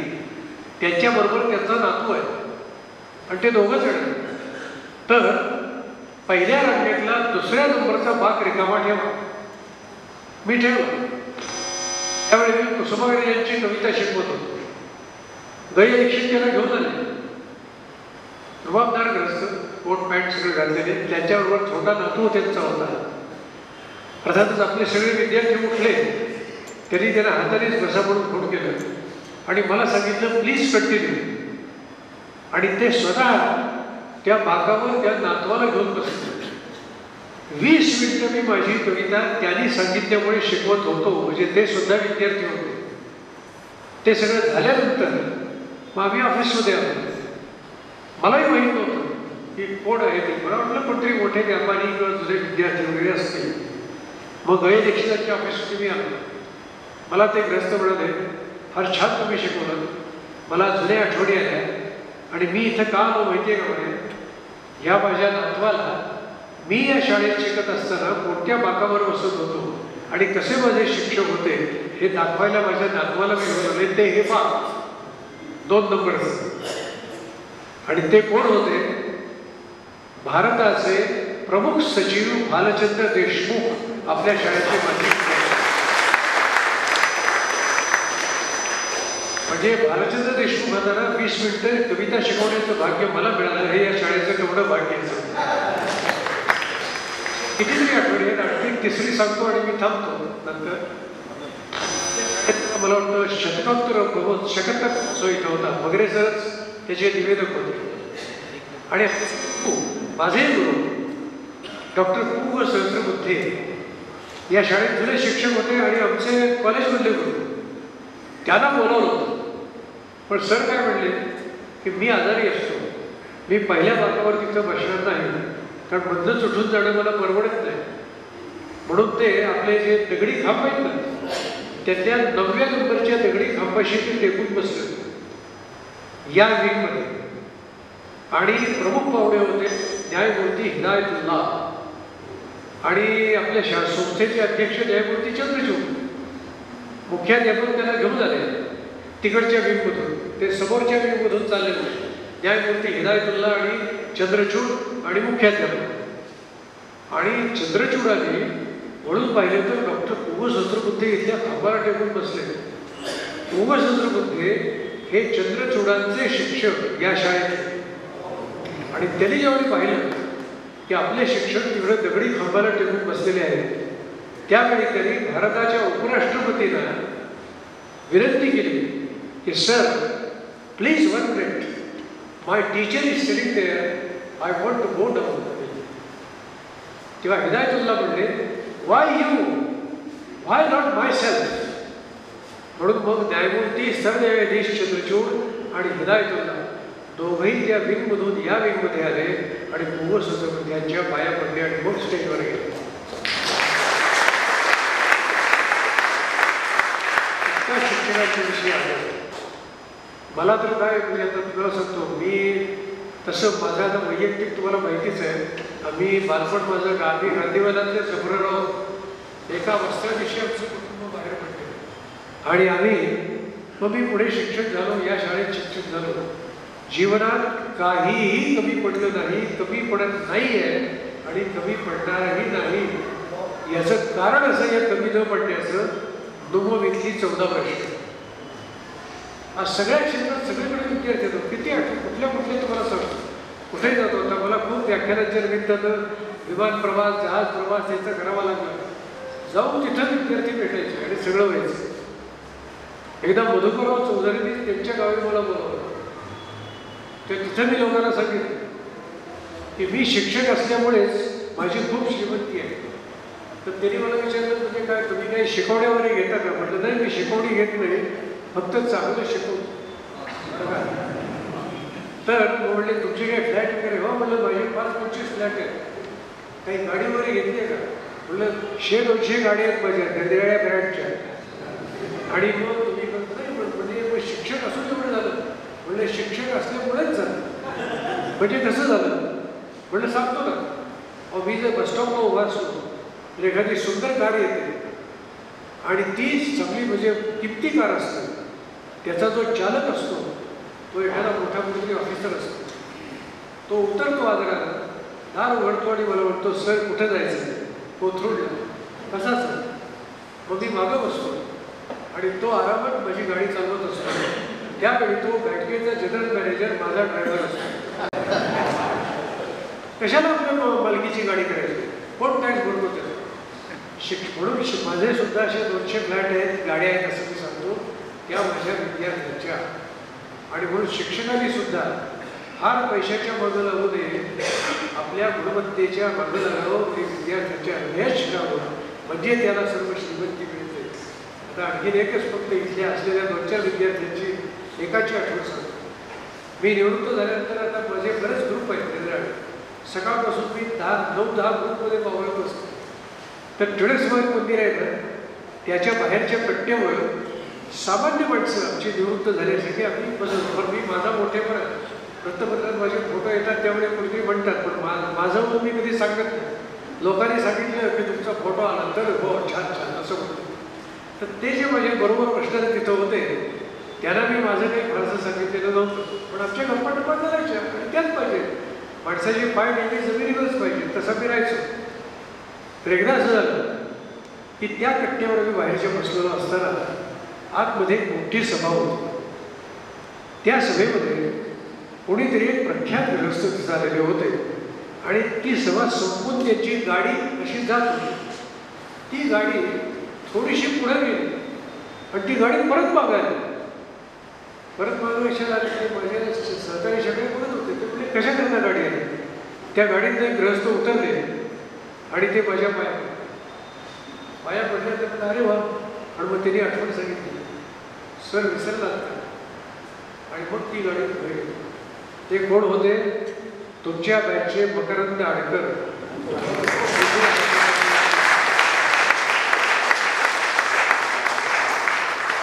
त्या दिल्लीच्या हायकोर्टाचा एखादा मोठा वकील गाडी मागे घेऊन आपल्या मास्तराच्या पाया पडतो. त्यावेळी त्या माझ्या सहकार्याला माझं मोठेपण कळलं. मी न सांगता ते मकरंद आडकरमुळे कळलं. हे मी मला सांगतो. मित्र, अशा भरपूर आठवणी आहेत. तुम्ही सर्व भाग्यवान आहात. तुम्ही आम्हाला सगळ्यांना ऑक्सिजन दिलेलं आहे. माझं वय आता 90 आहे. अजून किती वर्ष आहे मला माहीत नाही. पण कुसुमाग्रजांच्या एका कवितेने मी माझ्या याचा शेवट करतो. त्यात आणखी एक नाव छोटंसं घ्यायचं राहिलं म्हणजे श्रीरंग. मी दरवेळी त्याच्या ह्याच्यात आश्चर्य असं वाटतं गाजणारा चेहरा हा त्याशी कसं बघतो. पण तो शिक्षक ही अतिशय महत्त्वाची गोष्ट आहे. कुसुमाग्रज आपल्या स्वतःविषयी जाता जाता गाईल मी, गाता गाता जाईल, गेल्यावरती कवितेमधल्या शब्दाबुद्धी राहिली असं कुसुमाग्रज म्हणते. त्या कवितेत थोडासा बदल करून मी माझ्याविषयी आता म्हणतो. आता 90 वर्ष आहे. किती वर्ष आयुष्य राहिले माहीत नाही. तुमच्या सगळ्यांचा ऑक्सिजन असेल तर अजूनही मिळेल. पण समजा मिळालं नाही तर मी काय असेल, जाता जाता गाई नदी, गाता गाता जाई नदी, जाता नाही तुम्हा सर्वांच्या या वेळाव्याचे स्मरण करीत जाईल मी. धन्यवाद.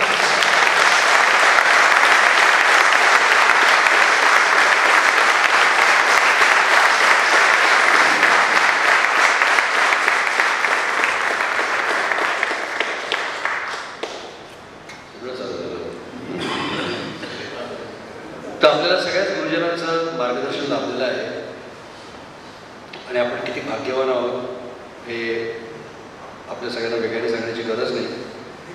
अशी सगळी मंडळी आपल्याला लाभली. तुमच्यासारखे मित्र सगळ्यांना लाभले. मला वाटतं हे सगळं खूप अत्यंत महत्त्वाचं आहे. तर आपल्या आजच्या कार्यक्रमाच्या शेवटी मी संप्र जोशी याला विनंती करतो की त्यांनी येऊन आभार प्रदर्शनाचं मनोगत व्यक्त करावं. आणि संप्र येईपर्यंत मी नक्की सांगेन की या सगळ्या आयोजन समितीचं मी अत्यंत आभार मानतो की त्यांनी मला सूत्रसंचालन करायला करण्याची ही संधी दिली आणि आपल्या सगळ्यांबरोबर मला संवाद साधण्याची संधी दिली. प्रभाकर जोशी. या कार्यक्रमाचा समारोप करण्याची जबाबदारी माझ्यावर सोपवली आहे. संयोजन समितीने सांगितले की मनात येईल ते बोल, पण फार बाजाळ लावून नकोस. मी बालवाडीपासून 11वीपर्यंत या शाळेत होतो.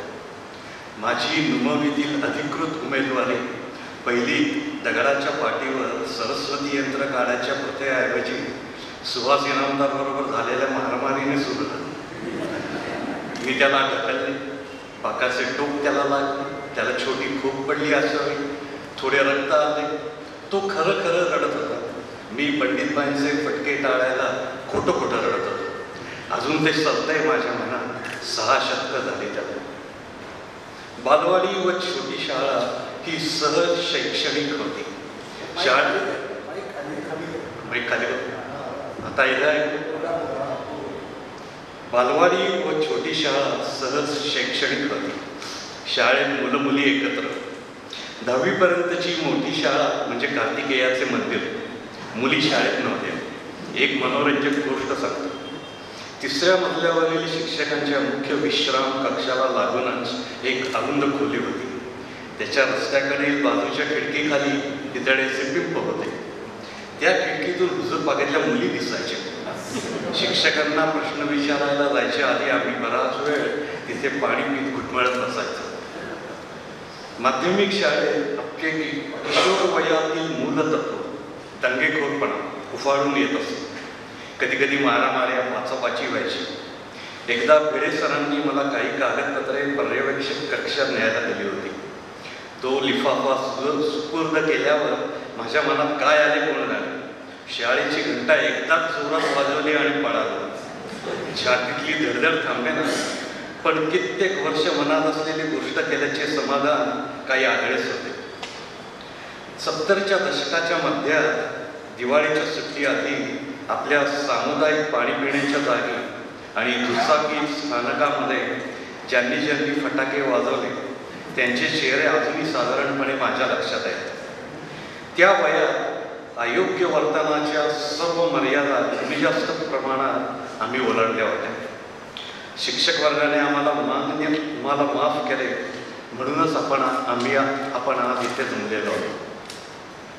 शिक्षकांवरती पालकांचा विश्वास इतका होता की शाळेत काहीतरी वेडेवाकडे करून मार खाऊन उदास चेहऱ्याने मी घरी गेलो की वडिलांच्या रागाला तोंड द्यावे लागायचे किंवा आईची बोलणी खावी लागायची. शिक्षकांवरती भरोसा सुद्धा इतका होता की बहुतेकांच्या आई वडिलांना बाल्याच्या अभ्यासातील प्रगतीची विचारपूस करायला कधीच शाळेत जावे लागले नाही. अभ्यास किंवा अभ्यासाव्यतिरिक्त उपक्रमांमध्ये भाग घेऊन यश मिळाले तर कौतुक नक्कीच व्हायचे, पण कोणी हुरळून जायचे नाही.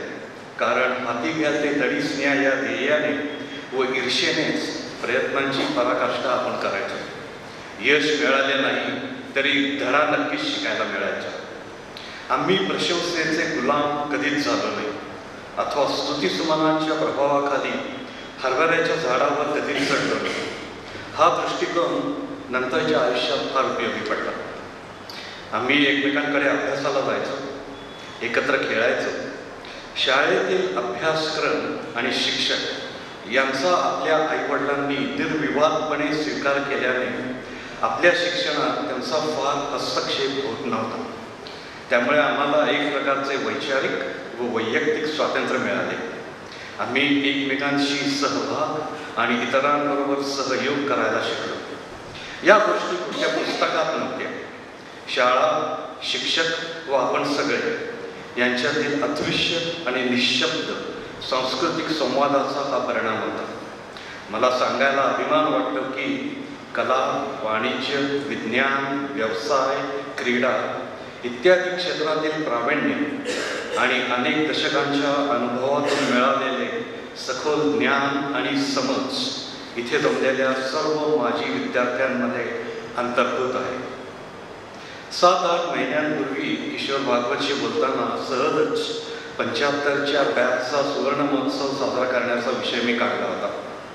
त्याने लगेचच 2-4 मित्रांबरोबर चर्चा केली आणि काही आठवड्यातच हॉटेल सारथीमधील रविवारच्या मिसळ, वडापाव, चहाच्या भेटीत प्राथमिक कार्यकारी समिती स्थापन झाली.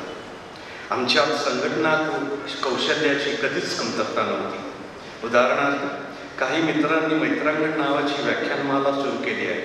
आमच्यातीलच काही जण विविध क्षेत्रातील त्यांच्या अनुभवाची वाटणी सगळ्यांबरोबर करतात. त्यानंतर सर्व उपस्थित श्रोत्यांच्या मित्रमेळाव्याकरता न्याहारी अथवा भोजनाची तरतूद असते. तत्सम भेटीगाठीतूनच हळूहळू संयोजक समिती प्रस्थापित झाली आणि डिसेंबर महिन्यात या कार्यक्रमाच्या रूपरेषेला आत्ताचे अंतिम स्वरूप आले. आम्ही माजी विद्यार्थी सर्व गुरुजनांच्या चरणी मनस्पूर्वक व विनम्रपणे कृतज्ञता अर्पण करून या कार्यक्रमाची सांगता करत आहोत. नुमवी आमच्या आनंददायी आठवणींची भूमी आहे. हे आमच्या भविष्याचे व महत्त्वाकांक्षांचे निवासस्थान होते. 50 वर्षापूर्वी आम्ही पंख पसरून उडण्याची तयारी करत होतो, प्रत्येकाने आपल्या विविध क्षेत्रातील कार्याच्या तयारीची सुरुवात इथूनच केली. प्रत्येकाची पाऊलवाट वेगळी होती. प्रत्येकजण वेगळ्या वेगळ्या विश्वात मग्न होता. प्रत्येकाची लक्ष आणि उद्दिष्टे निरनिराळी होती. पण आज प्रत्येकाची झोळी विविध अनुभवांच्या शिदोरीने खचून भरलेली आहे.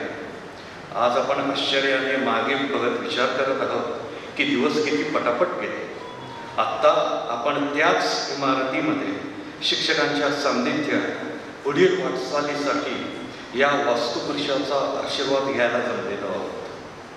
शेवटी समावेशक मार्गदर्शन हे या समारंभातील अपरिहार्य काम आहे. शिप्रमंडळीच्या शाळा नियामक समितीचे अध्यक्ष पराग ठाकूर, मुख्याध्यापक श्री कांबळे यांनी आपल्याला हे सभागृह उपलब्ध करून दिले. स्मरणिकेतील जाहिरातदार, छायाचित्रकार मनोज नाईक, फोटो बूथचे प्रचालक आणि पुरस्कर्ता निखिल कर्वे आणि प्रदीप परांजपे आणि सकाळच्या न्याहारीचे प्रदाते श्री वल्लभ केटरर या सर्वांचे 1975 साली उत्तीर्ण झालेल्या नुमवियांतर्फे मी मनापासून आभार मानतो. हा समारंभ संयोजक समितीच्या अथक परिश्रमांशिवाय व आपल्या सर्वांच्या उपस्थितीशिवाय साकार झाला नसता. सर्व सदस्यांना मी आपल्या सगळ्यांतर्फे अभिवादन करतो आणि दर 3 वर्षांनी असाच स्नेह सोहळा संयोजक समितीने आयोजित करावा अशी त्यांना विनंती करतो. धन्यवाद. हा जो सोहळा आहे, या सोहळ्यासाठी ज्यांनी अपार कष्ट घेतले, ज्यांनी उत्तम संयोजनाचा आदर्श आपल्यासमोर उभा केला, त्या सगळ्या आपल्या मित्रांची नावं मी घेतो. मी सगळ्यांना विनंती करतो की त्यांनी पुढे यावं. म्हणजे काय होईल, आम्हाला सगळ्यांनाच तुमचं कौतुक आणखीन चांगल्या पद्धतीने करता येईल. बिपिन कवठेकर, शिरीष जगदाळे आणि सगळ्यांसाठी शेवटी निळावं लागते.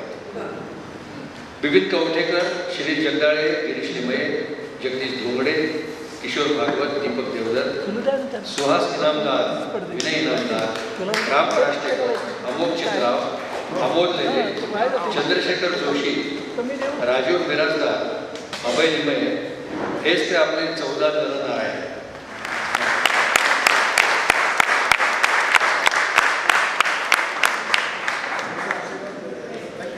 सगळे म्हणून असं थांबा.